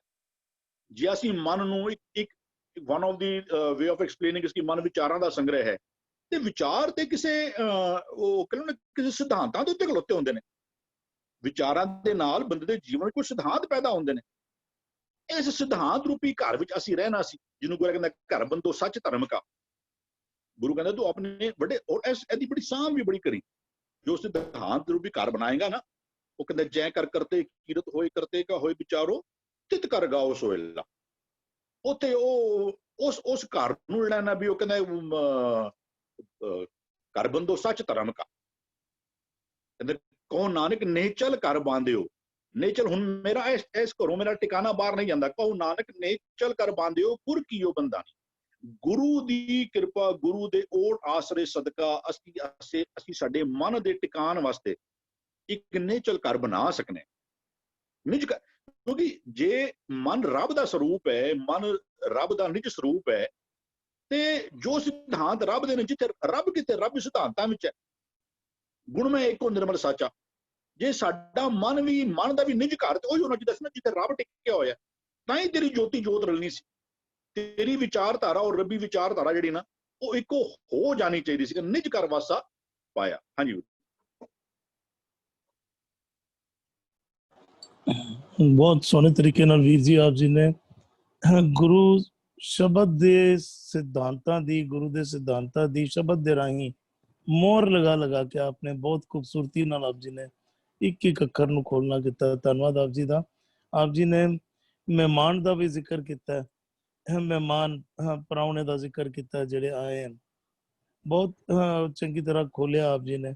ਅਸੀਂ ਧਿਆਨ ਦਈਏ ਨਾ, ਅਸੀਂ ਇੱਥੇ ਸੰਸਾਰ ਵਿੱਚ ਆਏ ਹਾਂ, ਅਸੀਂ ਕਿਸ ਤਰੀਕੇ ਨਾਲ ਰਹਿ ਰਹੇ ਹਾਂ, ਜਿਸ ਤਰ੍ਹਾਂ ਅਸੀਂ ਸਦੀਵ ਵੀ ਇੱਥੇ ਰਹਿਣਾ।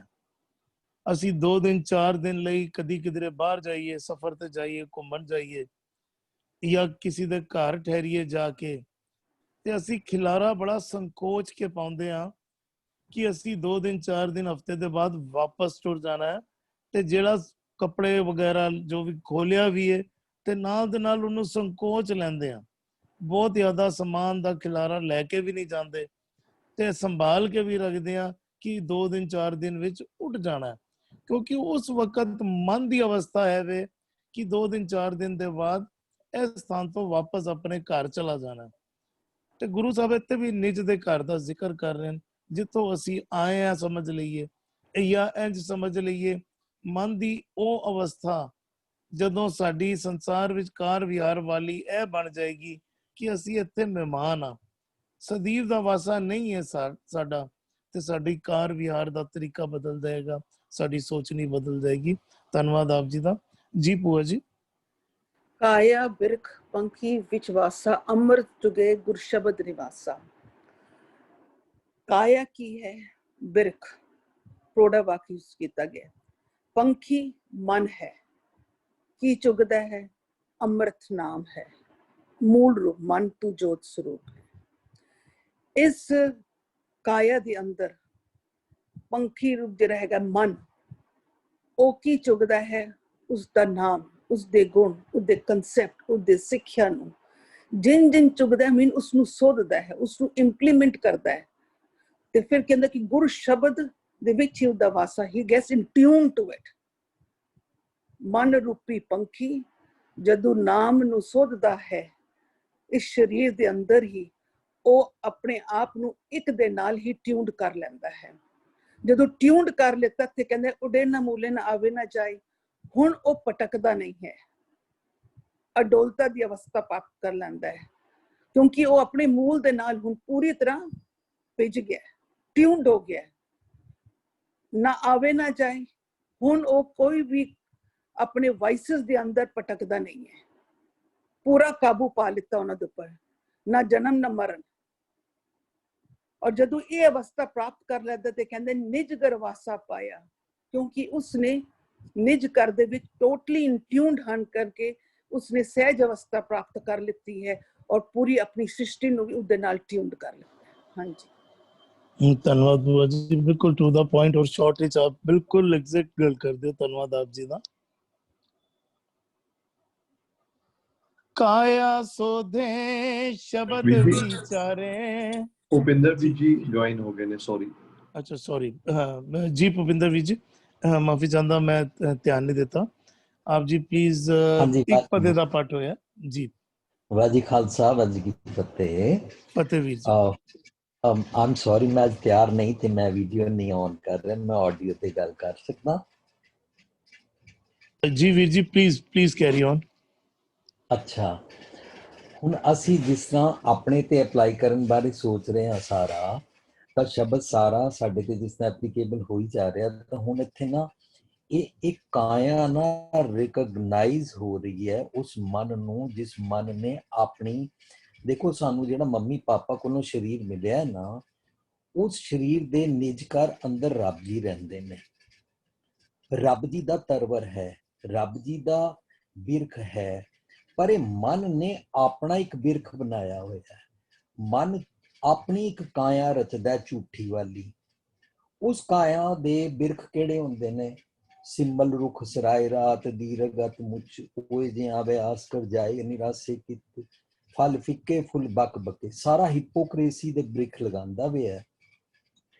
ਇਹਦਾ ਮਤਲਬ ਕਾਇਆ ਦੇ ਅਰਥ ਨਾ ਅਸੀਂ ਸਮਝਾਂਗੇ, ਇੱਕ ਹੈ ਮੇਰਾ ਸਰੀਰ, ਸਰੀਰ ਦੇ ਅੰਦਰ ਬਿਰਖ ਹੈ ਰੱਬ ਜੀ ਨਿਜ ਘਰ, ਪਰ ਮਨ ਆਪਣੀ ਜਿਹੜੀ ਪ੍ਰਜਾ ਝੂਠੀ ਸ੍ਰਿਸ਼ਟੀ ਬਣਾ ਚੁੱਕਾ ਹੈ ਨਾ, ਉਸ ਸ੍ਰਿਸ਼ਟੀ ਵਾਸਤੇ ਮਨ ਨੇ ਜਿਹੜਾ ਆਪਣੀ ਕਾਇਆ ਵੱਲ ਬਣਾਈ ਹੋਈ ਸੀ ਨਾ ਝੂਠੀ, ਉਸ ਕਾਇਆ ਵੱਲੋਂ ਮਨ ਮਰ ਗਿਆ, ਕਿਉਂਕਿ ਪਿਛਲੇ ਪਦੇ ਵਿੱਚ ਉਹਨੇ ਜੋਤੀ ਜੋਤ ਮਿਲ ਗਿਆ, ਉਹਨੇ ਦੁਸ਼ਟਾਂ ਕਾ ਵਾਸਾ ਵਾਲੇ ਸਾਰੇ ਖਿਆਲ ਛੱਡ ਦਿੱਤੇ ਨੇ, ਉਹਨੇ ਬੜੀ ਅੱਛੀ ਅਵਸਥਾ ਹੈ। ਨਿਜ ਘਰ ਦੀ ਮਤ ਵਾਲਾ ਜਿਹੜਾ ਬਿਰਖ ਹੈ ਨਾ, ਉਹ ਕਿਸ ਤਰ੍ਹਾਂ ਇਹਨੂੰ ਪ੍ਰਾਪਤ ਹੋਇਆ? ਇਸ ਮਨ ਨੇ ਆਪਣਾ ਝੂਠਾ ਕਾਇਆ ਵਾਲਾ ਨਾ ਸਾਰਾ ਖਤਮ ਕੀਤਾ। ਅੱਖੀ ਬਾਝੋਂ ਵੇਖਣਾ, ਵਿਣ ਕੰਨਾਂ ਸੁਣਨਾ, ਪੈਰਾਂ ਬਾਝੋਂ ਚੱਲਣਾ, ਵਿਣ ਹੱਥਾਂ ਕਰਨਾ, ਜੀਭੇ ਬਾਝੋਂ ਬੋਲਣਾ, ਇਉਂ ਜੀਵਤ ਮਰਨਾ, ਨਾਨਕ ਹੁਕਮ ਪਛਾਣ ਕੇ ਤਉ ਖਸਮੈ ਮਿਲਣਾ। ਹੁਣ ਇਹ ਆਪ ਨਿਜ ਘਰ ਦੇ ਖਸਮ ਨੂੰ ਮਿਲੇਗਾ। ਪਹਿਲਾਂ ਇਹ ਸਾਰੀ ਸ੍ਰਿਸ਼ਟੀ ਦਾ ਆਪ ਝੂਠਾ ਖਸਮ ਬਣਿਆ ਹੋਇਆ ਸੀ, ਇਹ ਨਾਇਕ ਸਮਝਦਾ ਸੀ, ਹੈ ਖਲ ਨਾਇਕ। ਇਹਨੇ ਸਾਰਿਆਂ ਨੂੰ ਮਿਲਣ ਨਹੀਂ ਦਿੰਦਾ ਸੀ। ਜਿਤਨੇ ਇਹਨੂੰ ਨੈਗੇਟਿਵ ਥਾਟਸ ਆਉਂਦੇ ਨੇ ਨਾ, ਉਹ ਇਹਦੇ ਪੰਛੀ ਨੇ। ਜਦੋਂ ਪ੍ਰਾਣੀ ਕਿਆ ਮੇਰਾ ਕਿਆ ਤੇਰਾ ਵੀ ਪੜਾਂਗੇ ਨਾ, ਉਹਨੂੰ ਪੂਰਾ ਵੀ ਅਸੀਂ ਸਮਝ ਸਕਦੇ ਹਾਂ, ਲੇਕਿਨ ਇਸ ਵੇਲੇ ਹੁਣ ਡਿਟੇਲ ਵਿੱਚ ਨਹੀਂ ਮੈਂ ਉਹਦੀ ਜਾਵਾਂਗਾ। ਜਦੋਂ ਮਨ ਨੂੰ ਚੰਗੇ ਮੰਦੇ ਦੋਨੋਂ ਖਿਆਲ ਆਉਂਦੇ ਨੇ ਨਾ, ਇਹ ਮਨ ਦੇ ਬਿਰਖ ਉੱਤੇ ਨਾ ਪੰਛੀ ਨੇ। ਅਲਟੀਮੇਟਲੀ ਜਦੋਂ ਉਹ ਨੈਗੇਟਿਵ ਪੰਛੀਆਂ ਤੋਂ ਛੁੱਟੀ ਹੁੰਦੀ ਹੈ, ਮਨ ਕਬੀਰ ਮਨ ਪੰਖੀ ਪਿਓ ਉੱਡ ਉੱਡਦਾ ਦਿਸੇ, ਉਹਦੇ ਨਾਲ ਤੇ ਸਾਰੇ ਇੰਦਰੀਆਂ ਗਨਿੰਦਰੀਆਂ ਦੇ ਸਵਾਦਾਂ ਦੇ ਚੱਕਰਾਂ 'ਚ ਬਾਹਰ ਚਲਾ ਜਾਂਦਾ ਹੈ, ਇਹਦੇ ਸਾਰੇ ਭਟਕਦੇ ਸਨ। ਹੁਣ ਇਹਦਾ ਨਾ ਇੱਥੇ ਹੁਣ ਨਿਜ ਘਰ ਦੇ ਉੱਥੇ ਵਾਸਾ ਹੋ ਗਿਆ। ਇਹਦਾ ਮਤਲਬ ਇਹਨੂੰ ਨੈਗੇਟਿਵ ਥਾਟਸ ਨਹੀਂ ਆਉਂਦੀਆਂ। ਹੁਣ ਇਹਦੇ ਮਨ ਦੇ ਨਾ ਜਿਹੜੇ ਖਿਆਲ ਨੇ, ਉਹ ਪੰਛੀ ਜਿਹੜੇ ਨੇ, ਅੰਮ੍ਰਿਤ ਚੁਗੈ ਗੁਰ ਸ਼ਬਦ ਨਿਵਾਸਾ, ਹੁਣ ਨਿਜ ਘਰ ਦੇ ਪੇੜ ਤੇ ਆ ਗਏ ਨੇ, ਗੁਰ ਤੀਰਥ ਗੁਰ ਪਾਰ ਜਾਤ ਦੇ ਰੁੱਖ ਤੇ ਆ ਗਏ ਨੇ। ਹੁਣ ਅੰਮ੍ਰਿਤ ਚੁਗੈ, ਇੱਥੋਂ ਹੁਣ ਨਾ ਨੈਗੇਟਿਵ ਥਾਟਸ ਨਹੀਂ, ਹੁਣ ਸਿਰਫ ਵਾਇਸਿਸ ਚੁਗਦੇ ਨੇ। ਇਹ ਚੁਗੈ ਕੌਣ ਹੈ? ਪਲੂਰਲ ਕੌਣ ਹੈ? ਪੰਖੀ। ਉੱਪਰਲੀ ਪੰਕਤੀ 'ਚ ਕਾਇਆ ਬਿਰਖ ਪੰਖੀ ਪਲੂਰਲ ਬਣਾਵਾਂਗੇ ਅਸੀਂ। ਸੋ ਨੈਗੇਟਿਵ ਥਾਟਸ ਵਾਲੇ ਪੰਛੀਆਂ ਤੋਂ ਛੁੱਟ ਗਿਆ ਜਦੋਂ ਇਹਨੇ ਜੀਵਤ ਮਰਨਾ ਕਰ ਲਿਆ। ਹੁਣ ਕਹਿੰਦੇ ਨੇ ਉਡੈ ਨਾ ਮੂਲੇ ਨਾ ਮੂਲੇ ਨਾ ਆਵੇਂ ਨਾ ਜਾਹੀ। ਹੁਣ ਇਹਦੇ ਪੰਛੀ ਬਾਹਰ ਉੱਡ ਕੇ ਨਹੀਂ ਜਾਂਦੇ ਨੇ, ਹੁਣ ਭਟਕਦੇ ਨਹੀਂ ਨੇ। ਇਹਨਾਂ ਨੂੰ ਸਮਝ ਆ ਗਿਆ ਘਰ ਹੀ ਮੈਂ ਅੰਮ੍ਰਿਤ ਭਰਪੂਰ ਹੈ। ਹੁਣ ਇਹਨਾਂ ਨੂੰ ਸਮਝ ਆ ਗਿਆ ਮਨ ਰੇ ਥੀਰੋ ਮਤ ਕਰ ਜਾਈ ਜੀਓ, ਬਾਹਰ ਟੁੰਡੇ ਬਹੁਤ ਦੁੱਖ ਪਾਵੇਂ, ਘਰ ਅੰਮ੍ਰਿਤ ਕੱਟ ਮਾਈ ਜੀਓ। ਹੁਣ ਇਹਦੇ ਪੰਛੀ ਬਾਹਰ ਜਾਂਦੇ ਹੀ ਨਹੀਂ ਨੇ। ਮਨ ਪੰਖੀ ਪਿਓ ਉੱਡ ਦੇ ਦਿਸ ਜਾਏ, ਹੁਣ ਨਹੀਂ ਕਰਦਾ। ਹੁਣ ਉਹਦੇ ਚ ਬਾਹਰ ਜਾਂਦਾ ਸੀ, ਜੋ ਜੈਸੀ ਸੰਗਤ ਮਿਲੇ ਸੋ ਤੈਸੋ ਫਲ ਖਾਏ, ਉਹ ਸਾਰੇ ਵਿਖਿਆ ਫਲ ਖਾਂਦੇ ਸਨ। ਹੁਣ ਇਹ ਅੰਮ੍ਰਿਤ ਵਾਲੇ ਫਲ ਖਾਂਦੇ ਨੇ। ਅੰਮ੍ਰਿਤ ਚੁਗੈ ਗੁਰ ਸ਼ਬਦ ਨਿਵਾਸਾ। ਹੁਣ ਕਹਿੰਦੇ ਨੇ ਉਡੈ ਨਾ ਮੂਲੇ ਨਾ ਆਵੇਂ ਨਾ ਜਾਈ। ਹੁਣ ਇਹ ਨਹੀਂ ਜਾਂਦੇ, ਹੁਣ ਕਿਧਰੇ ਨਹੀਂ ਜਾਂਦੇ। ਹੁਣ ਮਨ ਟਿਕ ਗਿਆ। ਇਹਨੂੰ ਸੁਨੇਹਾ ਦਿੱਤਾ ਸੀ ਥਿਰ ਕਾਰ ਬੈਸ ਵਰਜਨ ਪਿਆਰੇ, ਸਤਿਗੁਰ ਤੂੰ ਮੇਰੇ ਕਾਜ ਸਵਾਰੇ, ਤੇਰੀ ਵੰਨੈਸ ਹੋ ਸਕਦੀ ਹੈ, ਤੂੰ ਟਿਕ। ਤੂੰ ਟਿਕਦਾ ਕਿਉਂ ਨਹੀਂ ਹੈ? ਅਵਗੁਣੀ ਖਿਆਲਾਂ ਵਾਲੇ ਪੰਛੀਆਂ ਨਾਲ। ਉਹ ਤੂੰ ਕੀ ਲਾਈਏ ਪ੍ਰਾਣੀ ਕਿਆ ਮੇਰਾ ਕਿਆ ਤੇਰਾ, ਜੈਸੇ ਤਰਵਰ ਪੰਖ ਬਸੇਰਾ। ਇਹ ਤੇ ਮੰਦੇ ਖਿਆਲਾਂ ਦਾ ਬਸੇਰਾ ਹੈ। ਮੰਦੇ ਖਿਆਲਾਂ ਵਾਲੇ ਪੰਛੀਆਂ ਨੂੰ ਮਰਨਾ ਪੈਂਦਾ ਹੈ, ਉਹ ਛੱਡਨੇ ਪੈਂਦੇ ਨੇ। ਕੂੜ ਨਿਖੁੱਟੇ ਨਾਮ ਕਾ ਓੜਕ ਸੱਚ ਨਹੀਂ ਹੁੰਦਾ ਹੈ। ਦੇਖ ਇੰਜ ਫਿਰ ਨਾ ਪਲ ਪਲ ਦਾ ਜਨਮ ਮਰਨ ਕੱਟਿਆ ਜਾਂਦਾ ਹੈ। ਨਿਜ ਘਰ ਵਾਸਾ ਪਾਇਆ, ਬਿਲਕੁਲ ਪਹਿਲੇ ਪਦੇ ਤੋਂ ਇੱਥੇ ਤੱਕ ਨਿਜ ਘਰ ਦੀ ਗੱਲ ਚੱਲ ਰਹੀ ਹੈ। ਨਿਜ ਘਰ ਦੀ ਪ੍ਰਾਪਤੀ ਵਾਲੇ ਮਨ ਦੀ ਗੱਲ ਚੱਲ ਰਹੀ ਹੈ। ਉਹਨੂੰ ਵਿਵੇਕ ਬੁੱਧੀ ਪ੍ਰਾਪਤ ਹੋ ਗਈ ਹੈ, ਆਪ ਹੀ ਨਿਜ ਘਰ ਦੇ ਖਸਮ ਨਾਲ ਇਕਮਿਕ ਹੋ ਗਿਆ ਅਤੇ ਹੁਣ ਖਲਨਾਇਕ ਤੋਂ ਨਾਇਕ ਬਣ ਗਿਆ। ਇਹਦੀ ਸਾਰੀ ਸ੍ਰਿਸ਼ਟੀ ਦੇ ਸਾਰੇ ਪੰਛੀ ਨਿਜ ਘਰ ਨਾਲ ਟਿਊਨਡ ਹੋ ਗਏ, ਮੀਨਸ ਵਿਜ਼ਡਮ ਨਾਲ ਟਿਊਨਡ ਹੋ ਗਏ। ਹਾਂਜੀ ਧੰਨਵਾਦ ਵੀਰ ਜੀ, ਆਪ ਜੀ ਨੇ ਮਨ ਤੇ ਟੁਕਾ ਕੇ ਸਮਝਾਣਾ ਕੀਤਾ ਹੈ। ਧੰਨਵਾਦ ਆਪ ਜੀ ਦਾ। Thank you. ਕਾਇਆ ਸੋਧੇ ਸ਼ਬਦ ਵਿਚਾਰੇ, ਮੋਹ ਠਗੋਰੀ ਭਰਮ ਨਿਵਾਰੇ, ਆਪੇ ਕਿਰਪਾ ਕਰੇ ਸੁਖ ਦਾਤਾ, ਆਪੇ ਮੇਲ ਮਿਲਾਇਆ। ਕਾਇਆ ਸੋਧੇ ਸ਼ਬਦ ਵਿਚਾਰੇ, ਸ਼ਬਦ ਦੀ ਵਿਚਾਰ ਕਰਦੇ ਨੇ ਤੇ ਇਸ ਕਾਇਆ ਨੂੰ ਸੋਧ ਲੈਂਦੇ ਨੇ। ਕਾਇਆ ਸੋਧੇ ਤੋਂ ਕੀ ਭਾਵ ਹੈ? ਜਿਹੜੇ ਪਹਿਲੇ ਵਿਕਾਰਾਂ ਵਿੱਚ ਪਏ ਹੋਏ ਝੂਠ ਦੇ ਮੈਲ ਦੇ ਕਰਮ ਕਰ ਰਹੇ ਸੀ ਤਨ ਦੇ ਰਾਹੀਂ, ਹੁਣ ਉਹ ਵਿਕਾਰ ਦੇ ਕਰਮਾਂ ਨੂੰ ਛੱਡ ਦਿੱਤਾ, ਕਾਇਆ ਨੂੰ ਸੋਧ ਲਿਆ, ਸੱਚ ਦੇ ਕਰਮ ਵਾਲੇ ਪਾਸੇ ਲਾ ਦਿੱਤਾ। ਕਾਇਆ ਸੋਧੇ ਸ਼ਬਦ ਵਿਚਾਰੇ, ਸ਼ਬਦ ਦੀ ਵਿਚਾਰ ਦੇ ਰਾਹੀਂ। ਮੋਹ ਠਗੋਰੀ ਭਰਮ ਨਿਵਾਰੇ, ਮੋਹ ਠਗੋਰੀ, ਠਗੋਰੀ ਠੱਗ ਬੂਟੀ, ਪਹਿਲਾਂ ਇੱਕ ਪਲਾਂਟ ਕਹਿ ਲਈਏ, ਠੱਗ ਬੂਟੀ ਕਿਹਾ ਜਾਂਦਾ ਸੀ ਉਹਨੂੰ।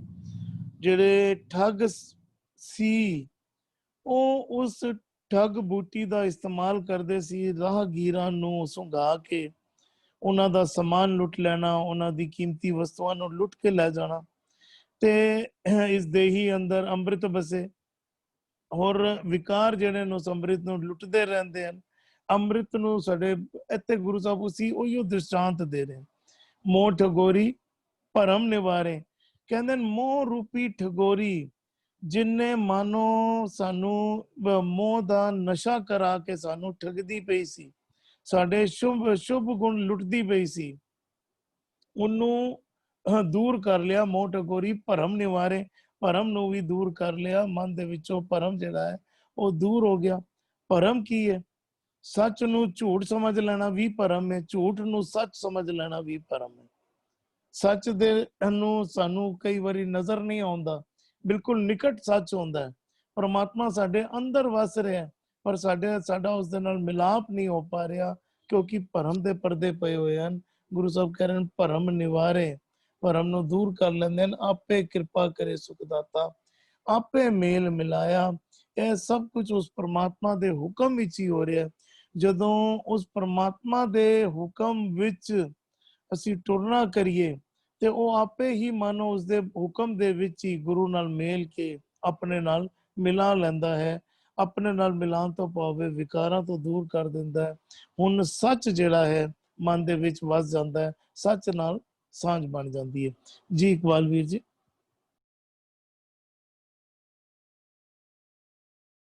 ਹਾਂਜੀ, ਕਾਇਆ ਸੋਧੇ ਸ਼ਬਦ ਨਿਵਾਰੇ। ਤੇ ਕਾਇਆ ਸੋਧੇ, ਸੋਧੇ ਬਹੁਵਚਨ। ਕਾਇਆ ਦਾ ਕੀ ਅਰਥ ਹੈ? ਤਨ ਔਰ ਮਨ, ਕਰਮ ਇੰਦਰੀ ਤੇ ਗਿਆਨ ਇੰਦਰੀ। ਹੁਣ ਉੱਪਰ ਆਇਆ ਸੀ ਕਾਇਆ ਬਿਰਖ, ਬਿਰਖ ਇੱਕ ਵਚਨ ਹੈ, ਉੱਥੇ ਕਾਇਆ ਨੂੰ ਕੇਵਲ ਸਰੀਰ ਕਿਹਾ ਸੀ, ਬਿਰਖ ਦੀ ਨਹੀਂ ਆਈ। ਪੰਖੀ ਵਿੱਚ ਵਾਸਾ, ਉੱਥੇ ਵੀ ਇੱਕ ਵਚਨ, ਉਹਦਾ ਅਰਥ ਉੱਥੇ ਦਿੱਤਾ ਸੀ ਜੋਤ। ਹੁਣ ਇੱਥੇ ਕਾਇਆ ਸੋਧੇ ਬਹੁਵਚਨ ਹੈ, ਇੱਥੇ ਕਾਇਆ ਦਾ ਅਰਥ ਹੈ ਮਨ ਔਰ ਤਨ। ਸੋਧੇ ਆਪਣੇ ਮਨ ਨੂੰ ਅਤੇ ਤਨ ਨੂੰ ਸੋਧ ਲੈਂਦੇ ਹਨ। ਕਰਮ ਇੰਦਰੀਆਂ ਤੇ ਗਿਆਨ ਇੰਦਰੀਆਂ ਨੂੰ ਆਪਣੇ ਸੋਧ ਲੈਂਦੇ ਹਨ, ਨਿਰਮਲ ਕਰ ਲੈਂਦੇ ਹਨ। ਕਿਵੇਂ? ਸ਼ਬਦ ਵਿਚਾਰਾਂ, ਜਦੋਂ ਸ਼ਬਦ ਵਿੱਚ ਜੁੜੇ ਰਹਿੰਦੇ ਹਨ, ਸ਼ਬਦ ਦੀ ਵਿਚਾਰ ਕਰਦੇ ਹਨ, ਸ਼ਬਦ ਨੂੰ ਆਪਣਾ ਆਧਾਰ ਬਣਾ ਲੈਂਦੇ ਹਨ, ਸ਼ਬਦ ਉੱਪਰ ਚੱਲਦੇ ਹਨ। ਉਹ ਇਸ ਤਰ੍ਹਾਂ ਫਿਰ ਸ਼ਬਦ ਦੀ ਵਿਚਾਰ ਕਰਨ ਦੇ ਨਾਲ ਤਨ ਔਰ ਮਨ ਆਪਣਾ ਜਿਹੜਾ ਹੈ ਉਹ ਸੋਧ ਲੈਂਦੇ ਹਨ। ਕਰਮ ਇੰਦਰੀ ਤੇ ਗਿਆਨ ਇੰਦਰੀ ਗੁਰੂ ਅਨੁਸਾਰੀ ਕਰ ਲੈਂਦੇ ਹਨ। ਮੋਹ ਠਗੋਰੀ ਭਰਮ ਨਿਵਾਰੈ, ਜਿਹੜੇ ਸ਼ਬਦ ਦੀ ਵਿਚਾਰ ਕਰਦੇ ਹਨ ਉਹ ਆਪਣੇ ਅੰਦਰੋਂ ਮੋਹ ਦੀ ਠੱਗ ਬੂਟੀ ਉਹ ਵੀ ਖਤਮ ਕਰ ਲੈਂਦੇ ਨੇ। ਭਰਮ ਦੀ ਜਿਹੜੀ ਭਟਕਣਾ ਹੈਗੀ ਆ ਉਹ ਵੀ ਦੂਰ ਕਰ ਲੈਂਦੇ ਆ। ਕਿਉਂਕਿ ਸ਼ਬਦ ਵਿਚਾਰ ਹੈ, ਸ਼ਬਦੀ ਵਿਚਾਰ ਕਰਦੇ ਹਨ, ਸਦਾ ਸ਼ਬਦ ਵਿੱਚ ਰਤੇ ਰਹਿੰਦੇ ਹਨ, ਜੁੜੇ ਰਹਿੰਦੇ ਹਨ, ਗੁਣਾਂ ਦੀ ਸਾਂਝ ਕਰਦੇ ਹਨ, ਗੁਣਾਂ ਨੂੰ ਧਾਰਨ ਕਰਦੇ ਹਨ। ਗੁਣਾਂ ਨੂੰ ਧਾਰਨ ਕਰਦੇ ਨਾਲ ਉਹ ਮੋਹ ਠਗੌਰੀ ਜਿਹੜੀ ਉਹ ਹਰ ਠੱਗ ਜਗ ਕੋ ਠਗੌਰੀ ਲਾਈ, ਜਿਹੜੀ ਪ੍ਰਮਾਤਮਾ ਨੇ ਸੰਸਾਰ ਦੇ ਵਿੱਚ ਠੱਗ ਰੂਪੀ ਬੂਟੀ ਲਾਈ ਹੋਈ ਹੈ ਮਾਇਆ ਦੀ, ਉਹਨੂੰ ਦੂਰ ਕਰ ਲੈਂਦੇ ਹਨ ਸ਼ਬਦੀ ਵਿਚਾਰ ਕਰਕੇ, ਤੇ ਆਪਣੇ ਅੰਦਰੋਂ ਜਿਹੜੀ ਭਟਕਣਾ ਭਰਮ ਦੇ ਵਿੱਚ ਪੈ ਕੇ ਉਹ ਵੀ ਦੂਰ ਕਰ ਲੈਂਦੇ ਆ। ਆਪੇ ਕਿਰਪਾ ਕਰੇ ਸੁਖ ਦਾਤਾ, ਆਪੇ ਮੇਲ ਮਿਲਾਇਆ। ਆਪੇ ਕਿਰਪਾ ਕਰੇ ਸੁਖ ਦਾਤਾ, ਇੱਕ ਵਚਨ ਹੈ ਜੀ। ਸੁੱਖਾਂ ਦਾ ਦਾਤਾ, ਸੁੱਖ ਦੇਣ ਵਾਲਾ ਕੇਵਲ ਤੇ ਕੇਵਲ ਦਾਤਾਰ ਹੈ, ਕਰਤਾ ਹੈ, ਮਨ ਨਹੀਂ।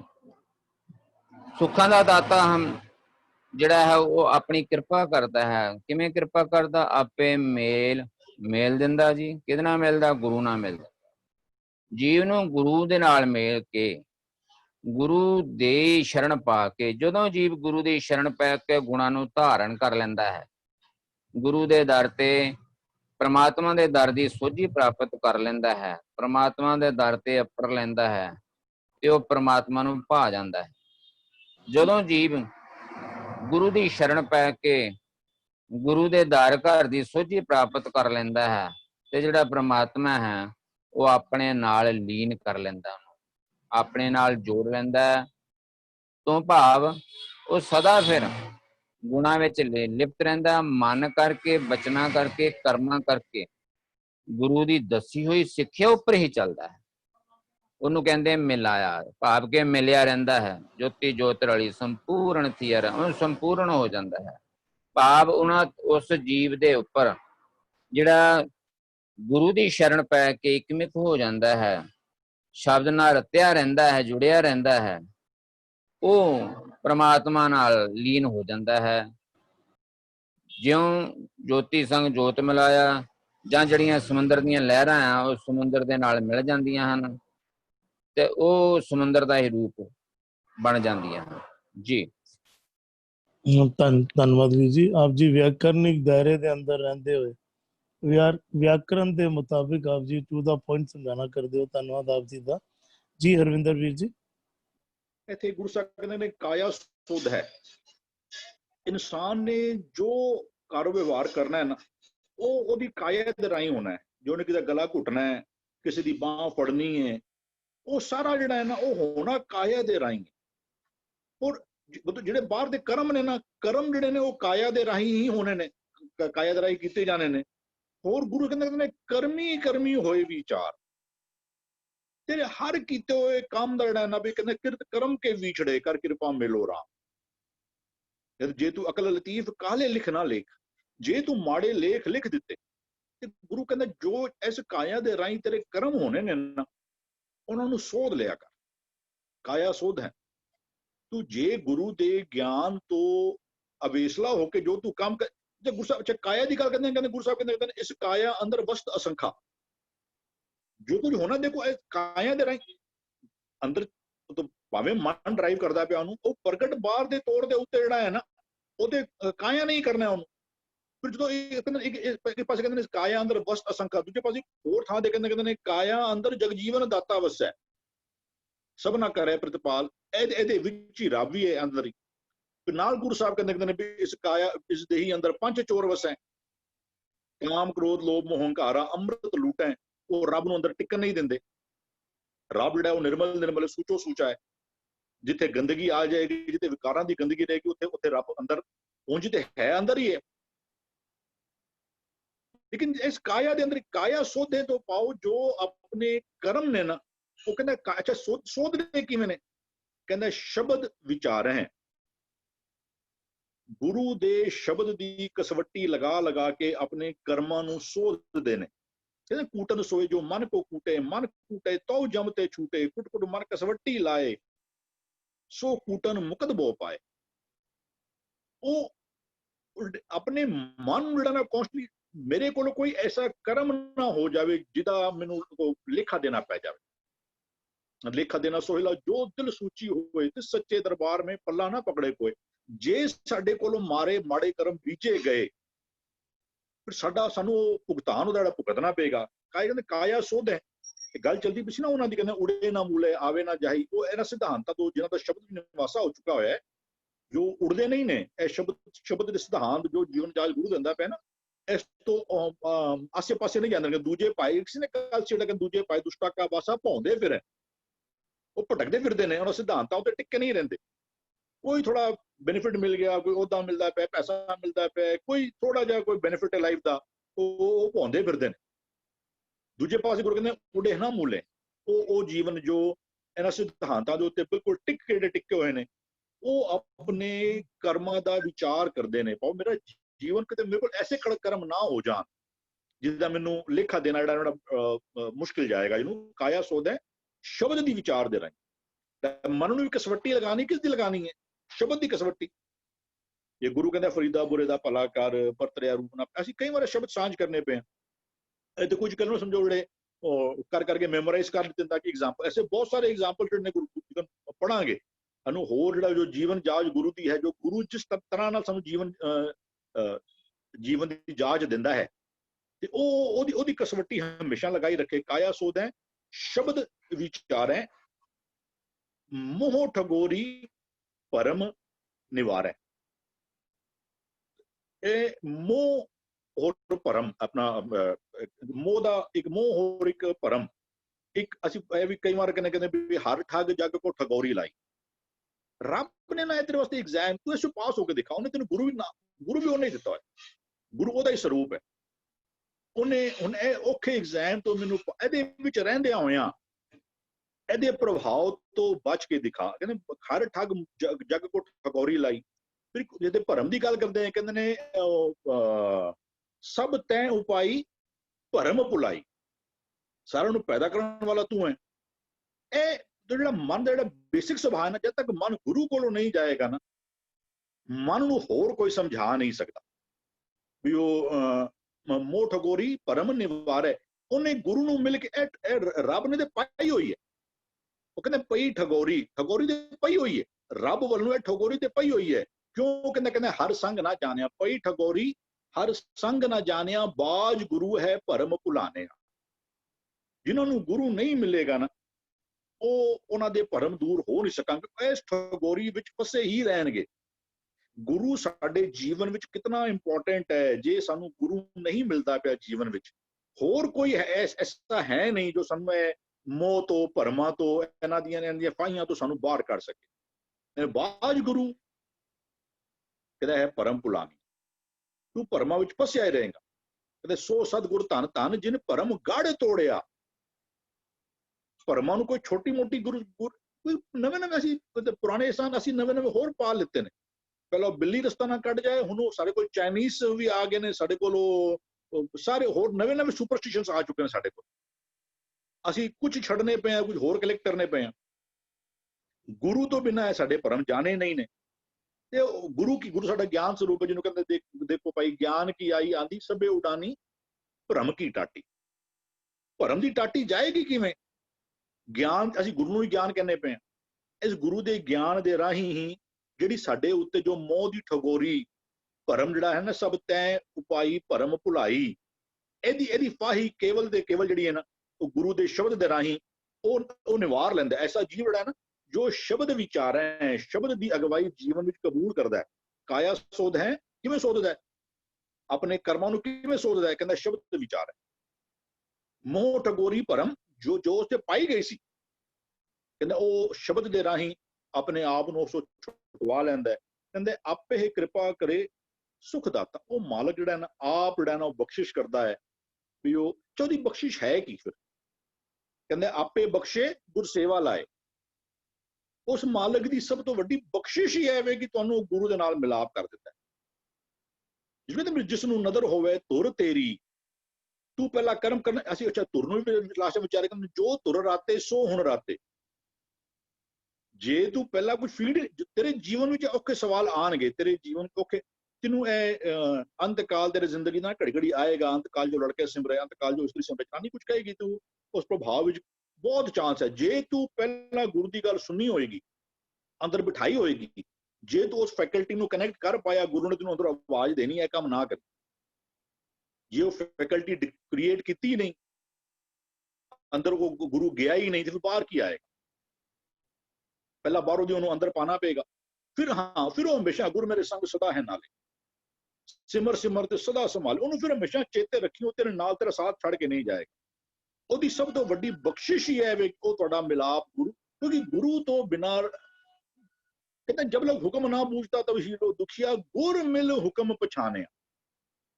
ਗੁਰੂ ਨੂੰ ਮਿਲਣ ਤੋਂ ਬਿਨਾਂ ਰੱਬ ਨੂੰ ਕੀ ਭਾਉਂਦਾ ਸਾਨੂੰ ਪਤਾ ਨਹੀਂ ਲੱਗ ਸਕਦਾ। ਅਸੀਂ ਸਾਰਾ ਜੋ ਕਰਿਆ ਜਿਹੜੇ ਬੰਦੇ ਉਹਨਾਂ ਦੇ ਅੰਦਰ ਦੀ ਆਵਾਜ਼ ਹੀ, ਜਿਹੜੇ ਬੰਦੇ ਨੰਗੇ ਪੈਰੀ ਜਾਈ ਜਾਂਦੇ ਉਹਨਾਂ ਨੂੰ ਅੰਦਰ ਆਵਾਜ਼ ਆਉਂਦੀ ਵੀ ਨੰਗੇ ਪੈਰੀ ਜਾਓ, ਉਹਨਾਂ ਨੂੰ ਅੰਦਰ ਆਵਾਜ਼ ਆਉਂਦੀ ਵੀ ਭੁੱਖੇ ਰਹੋ। ਦੇਖੋ ਜੈਨੀਆਂ ਦਾ ਕਿੰਨਾ ਵੱਡਾ ਫਿਰਕਾ ਹੈ, ਉਹ ਕਿਤਨਾ ਉਹ ਸਿਰ ਖੁਆਏ ਪੀਏ ਮਲਵਾਨੀ ਝੂਠਾ ਮੰਗ ਖਾਈ ਕੋਲ ਫਤੀਅਤ ਮੋ ਲੈਣ ਪੜਾਸਾ। ਜਦੋਂ ਉਹ ਆਵਾਜ਼ ਆ ਰਹੀ ਹੈ, ਜੇ ਅਸੀਂ ਗੁਰੂ ਦੇ ਰਾਹੀਂ ਅੰਦਰ ਇਹ ਵਾਲੀ ਜੇ ਗੁਰਮਤ ਅੰਦਰ ਫਿੱਟ ਕਰ ਦਿੱਤੀ ਤੇ ਗੁਰੂ ਦੀ ਸਭ ਤੋਂ ਵੱਡੀ ਬਖਸ਼ਿਸ਼ ਹੈ ਹੀ ਸਾਡਾ ਗੁਰੂ ਦੇ ਨਾਲ ਮਿਲਾਪ ਕਰਵਾ ਦੇਣਾ। ਔਰ ਇਹ ਉਹਦੀ ਕਿਰਪਾ ਹੈ ਕਿ ਨਾ ਹਾਂ ਪ੍ਰਭ ਰਾਖ ਲਿਓ ਹਮ ਤੇ ਕਛੂ ਨਾ ਹੋਏ ਮੇਰੇ ਸੁਆਮੀ, ਕਰ ਕਿਰਪਾ। ਮਤਾ ਅਸੀਂ ਸਮਝੀਏ ਕਿ ਅਸੀਂ ਕਿਸੇ ਆਪਣੇ ਉਦਮ ਦੇ ਨਾਲ ਅਸੀਂ ਉਹ ਕਹਿੰਦੇ ਇਹ ਉਸ ਮਾਲਕ ਦੀ ਬਖਸ਼ਿਸ਼ ਹੈ। ਤੂੰ ਕਿਸੇ ਵੀ ਕੀਤੇ ਹੋਏ ਆਪਣੇ ਉਦਮ ਦੇ ਸਦਕਾ you don't qualify for this thing. ਇਹ ਉਸ ਮਾਲਕ ਦੀ ਬਖਸ਼ਿਸ਼ ਜਿਸ ਤੇ ਉਹ ਆਪ ਕਰਦਾ ਹੈ। ਹਾਂਜੀ ਧੰਨਵਾਦ ਵੀਰ ਜੀ।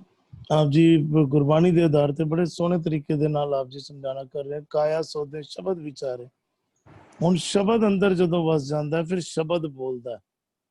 ਆਪ ਜੀ ਨੇ ਉਦਾਹਰਨ ਦਿੱਤਾ ਕਿ ਜਿਹੜੇ ਨੰਗੇ ਪੈਰੀ ਜਾਂਦੇ ਹਨ ਉਹਨਾਂ ਦੇ ਅੰਦਰੋਂ ਆਵਾਜ਼ ਆ ਰਹੀ ਹੈ। ਜਦੋਂ ਤੱਕ ਸ਼ਬਦ ਅੰਦਰ ਨਹੀਂ ਵਸਦਾ ਤੇ ਅੰਦਰੋਂ ਮਨ ਨੇ ਜਿਹੜਾ ਜੋ ਕੁਝ ਉਹਨੇ ਸਿੱਖਿਆ ਉਹੀ ਉਹ ਬੋਲਦਾ ਰਹਿੰਦਾ, ਉਹੀ ਉਹ ਕਰਦਾ ਰਹਿੰਦਾ। ਹੁਣ ਗੁਰੂ ਜਦੋਂ ਵਸ ਗਿਆ ਫਿਰ ਗੁਰੂ ਬੋਲਣ ਲੱਗ ਪੈਂਦਾ ਹੈ, ਗੁਰੂ ਸਮਝਾਉਣ ਲੱਗ ਪੈਂਦਾ ਹੈ ਕਿ ਕੀ ਠੀਕ ਹੈ ਕੀ ਗਲਤ ਹੈ। ਧੰਨਵਾਦ ਆਪ ਜੀ ਦਾ। ਜੀ ਭੂਆ ਜੀ। ਹਾਂਜੀ। ਕਾਇਆ ਸੋਦੇ ਸ਼ਬਦ ਵਿਚਾਰੇ ਮੋਠ ਗੌਰੀ ਪਰਮ ਨਿਵਾਰੇ। ਪਹਿਲੇ ਤੁਸੀਂ ਦੂਸਰੀ ਲਾਈਨ ਮੋਠ ਗੌਰੀ ਪਰਮ ਨਿਵਾਰੇ। ਜਦੋਂ ਕੋਈ ਸਫ਼ਰ ਕਰਦਾ ਹੈ ਤੇ ਠੱਗ ਜਿਹੜੇ ਹਨ ਉਹ ਜੜੀ ਬੂਟੀ ਨਾਲ ਸੰਘਾ ਕੇ ਤੇ ਉਹਨਾਂ ਨੂੰ ਠੱਗਦਾ ਹੈ, ਉਹਨਾਂ ਦੇ ਸਾਰੇ ਜਿਤਨੇ ਵੈਲਥ ਨੂੰ ਠੱਗ ਲੈਂਦਾ ਹੈ।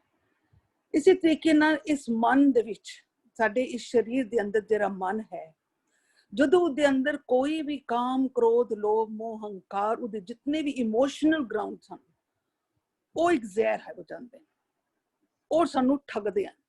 ਉਹ ਕਿੰਗ ਠੱਗਦੇ ਹਨ? ਉਹ ਸਾਨੂੰ ਪਰਮਾ ਦੇ ਵਿੱਚ ਪਾ ਦਿੰਦੇ ਹੈਗੇ, ਸਾਨੂੰ ਖੋਖਲਾ ਕਰ ਦਿੰਦੇ ਹੈਗੇ।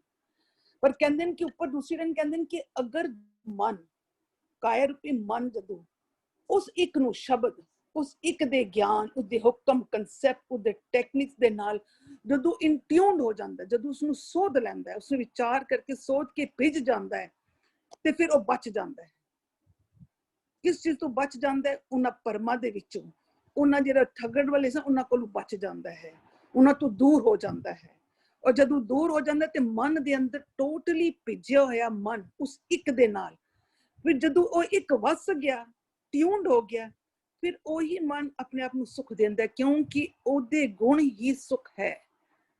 ਗੁਣ ਹੀ, ਸਿੱਖਿਆ ਹੀ ਸ਼ਬਦ ਹੈ, ਇੱਕ ਹੈ, ਨਾਮ ਹੈ, ਔਰ ਨਾਮ ਇਕੁਅਲਸ ਟੂ ਸੁਖ। ਤੋ ਜਿਹੜਾ ਭਿੱਜਿਆ ਹੋਇਆ ਮਨ ਜਿਹੜਾ ਹੈ ਉਹਨਾਂ ਗੁਣਾਂ ਦੇ ਵਿੱਚ ਉਹੀ ਸੁਖਦਾਤਾ ਬਣ ਜਾਂਦਾ ਹੈ। ਔਰ ਜਦੋਂ ਸੁਖਦਾਤਾ ਬਣਦਾ ਹੈ ਤੇ ਫਿਰ ਉਹ ਆਪ ਮੇਲ ਫਿਰ ਸਾਰੀ ਆਪਣੀ ਸ੍ਰਿਸ਼ਟੀ, ਆਪਣੀਆਂ ਇੰਦਰੀਆਂ, ਆਪਣੇ ਸਾਰੇ ਅੰਗਾਂ ਨੂੰ ਵੀ ਨਾਲ ਮੇਲ ਕੇ ਸੁਖ ਦਿੰਦਾ ਹੈ। ਹਾਂਜੀ। ਗੁਣ ਹੀ ਸੁੱਖ ਹਨ। ਜਦੋਂ ਗੁਣ ਅੰਦਰ ਵਸ ਜਾਣ ਤੇ ਸੁੱਖ ਹੀ ਸੁੱਖ ਵਸ ਜਾਂਦਾ। ਧੰਨਵਾਦ ਭੂਆ ਜੀ। ਜੀ ਭੁਪਿੰਦਰ ਵੀਰ ਜੀ। ਹਾਂਜੀ, ਹੁਣ ਅਸੀਂ ਨਾ ਇੱਕ ਲਫ਼ਜ਼ ਸਮਝਾਂਗੇ, ਕਾਇਆ ਸਿੰਗੂਲਰ ਹੈ।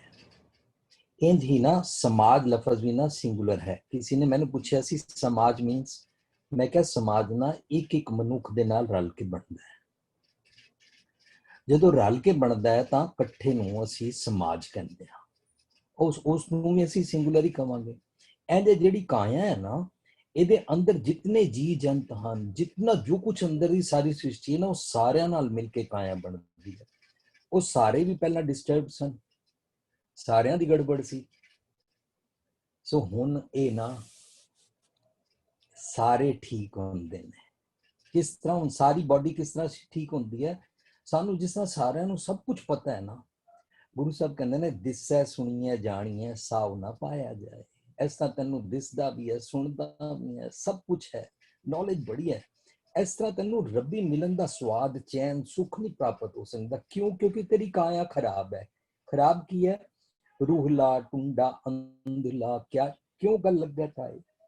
क्या गल लग गया था कि शायद क्यों गल लग गया था कि मैं मिल सकता है?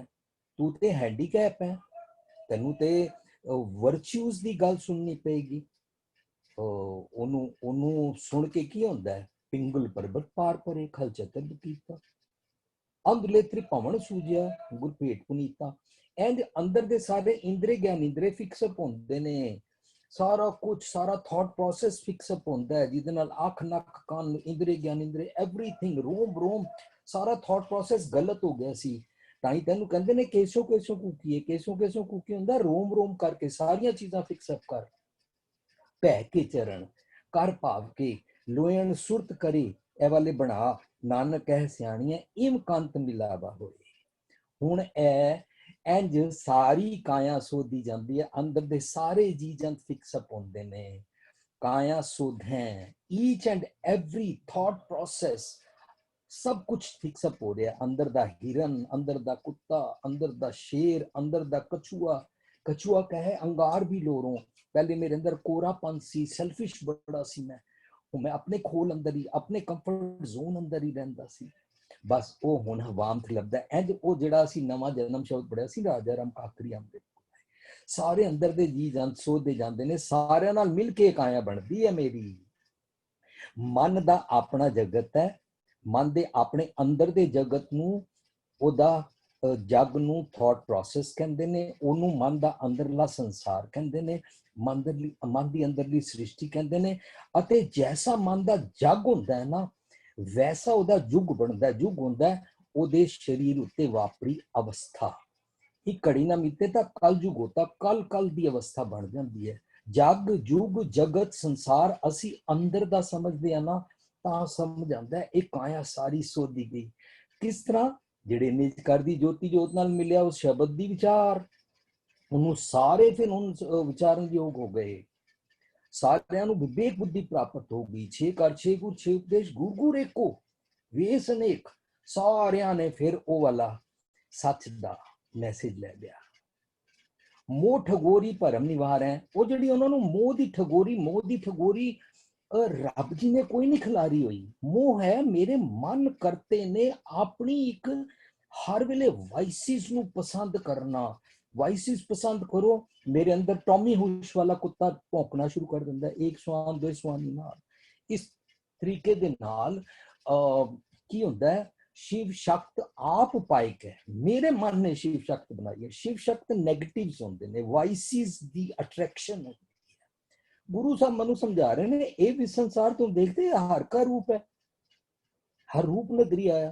तुहानू वो कहना फरीद ही कहंदे लो जी देख फरीदा जोथिया शक्कर होई विस। ਇਹਦੇ अर्थ ਕੀਤੇ ਜਾਂਦੇ ਨੇ मेरी जिंदगी दी शक्कर ਜ਼ਹਿਰ हो गई। नहीं नहीं नहीं, फरीद जी बड़ी उच्ची अवस्था की गल कर रहे हैं। देख फरीदा जोथिया, पिछले श्लोक विच कहंदे देख फरीदा जोथिया दाढ़ी होई भूर विजडम आ गई। ਇਹਦੇ ਵਿੱਚ ਕਹਿੰਦੇ देख फरीदा जोथिया शक्कर होई विस। जो मैं सारा जहर बनाया सी ना, वो शक्कर हो गया, मिठा हो गया। सारा जगत भरम मैनू सी। शिव शक्त आप पाए के करता आपे हुक्म बरताए आप वेखै गुरमुख किसै बुझाए। जो निज घर दी गुरु दी मत नू लै लैंदा उन्नू पता लग जांदा ओ है ओ। ऐ ते शिव शक्त मैं पैदा कीती हुई है, वाइसिस नाल ते मैं जुड़िया होया, वाइसिस वाल अट्रैक्ट ते मैं होया सी। वो पता ही करता है, तोड़ा बंधन हो गए मुकत एकदम डिटैच हो जाता है। अपनी मन की मत दी ठगोरी पाण वाली अक्ल तो अपने आप नू छुड़ा लेंदा है। मतलब गुरमति च मोह अटैचमेंट है नेगेटिव थॉट्स दे नाल, मन की मत दे नाल।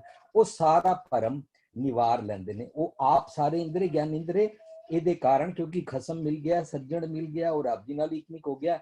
आपे कृपा करे सुखदाता। निज घर अंदर मर्ज हो गया, सारिਆਂ ਨੂੰ विजडम दे रहा है, सारे सुखी हो गए ने, सब ਨੂੰ सुखਾਂ ਦਾ ਦਾਤਾ ਵੰਡਣ वाला हो गया। क्योंकि सो पातशाह शाह पात साहिब हो गया। जिसनों बख्शे सिर्फ साला सो पातशाही पातशाह। ਉਹ ਸਿਰਫ ਸਲਾਹ ਦਾ ਪਾਤਸ਼ਾਹ ਬਣ ਗਿਆ। ਉਹ ਹੁਣ ਉਹਨੂੰ ਇਹ ਪ੍ਰਾਪਤ ਹੋਈ ਹੈ ਨਾ, ਆਪੇ ਕਿਰਪਾ ਕਰੇ ਸੁਖ ਦਾਤਾ, ਆਪੇ ਮੇਲ ਮਿਲਾਇਆ ਆਪ ਵੀ ਤੇ ਆਪਣੇ ਸਾਰੇ ਅੰਦਰ ਦੀ ਸ੍ਰਿਸ਼ਟੀ, ਰੋਮ ਰੋਮ ਥਾਟ ਪ੍ਰੋਸੈਸ, ਸਾਰੇ ਜੀ ਜੰਤ ਸਭ ਨੂੰ ਰੱਬ ਦੇ ਨਾਲ ਮਿਲਾ ਲੈਂਦਾ ਇੱਕ ਮਿਕਦਾਰ ਟਿਊਨਡ ਵਿਦ ਵਿਜ਼ਡਮ। ਧੰਨਵਾਦ ਵੀਰ ਜੀ। ਧੰਨਵਾਦ ਵੀਰ ਜੀ, ਆਪ ਜੀ ਮਨ ਤੇ ਟੁਕਾ ਕੇ ਬੜੀ ਖੂਬਸੂਰਤੀ ਨਾਲ ਆਪ ਜੀ ਬਿਆਨ ਕਰਦੇ ਹੋ। ਧੰਨਵਾਦ ਆਪ ਜੀ ਦਾ। ਜੀ ਹਰਵਿੰਦਰ ਵੀਰ ਜੀ, ਅੱਜ 2 ਪਦਿਆਂ ਦਾ ਪਾਠ ਹੋਇਆ, ਆਪ ਜੀ ਪਲੀਜ਼ ਗਾਇਨ ਕਰਿਓ ਜੀ। ਕੰਪਲੇਂਟ ਇਹ ਕਹਿ ਦੋ ਕੀ ਕੈਸੀ ਵਿੱਚ ਗਿਆ ਕਾਇਆ ਬੇਰਖ ਪੰਖੀ ਵਿੱਚ ਵਾਸਾ, ਅੰਮ੍ਰਿਤ ਚੁਗੈ ਗੁਰ ਸ਼ਬਦ ਨਿਵਾਸਾ, ਉਡੈ ਨ ਮੂਲੇ ਨ ਆਵੈ ਨ ਜਾਹੀ, ਨਿਜ ਘਰ ਵਾਸਾ ਪਾਇਆ,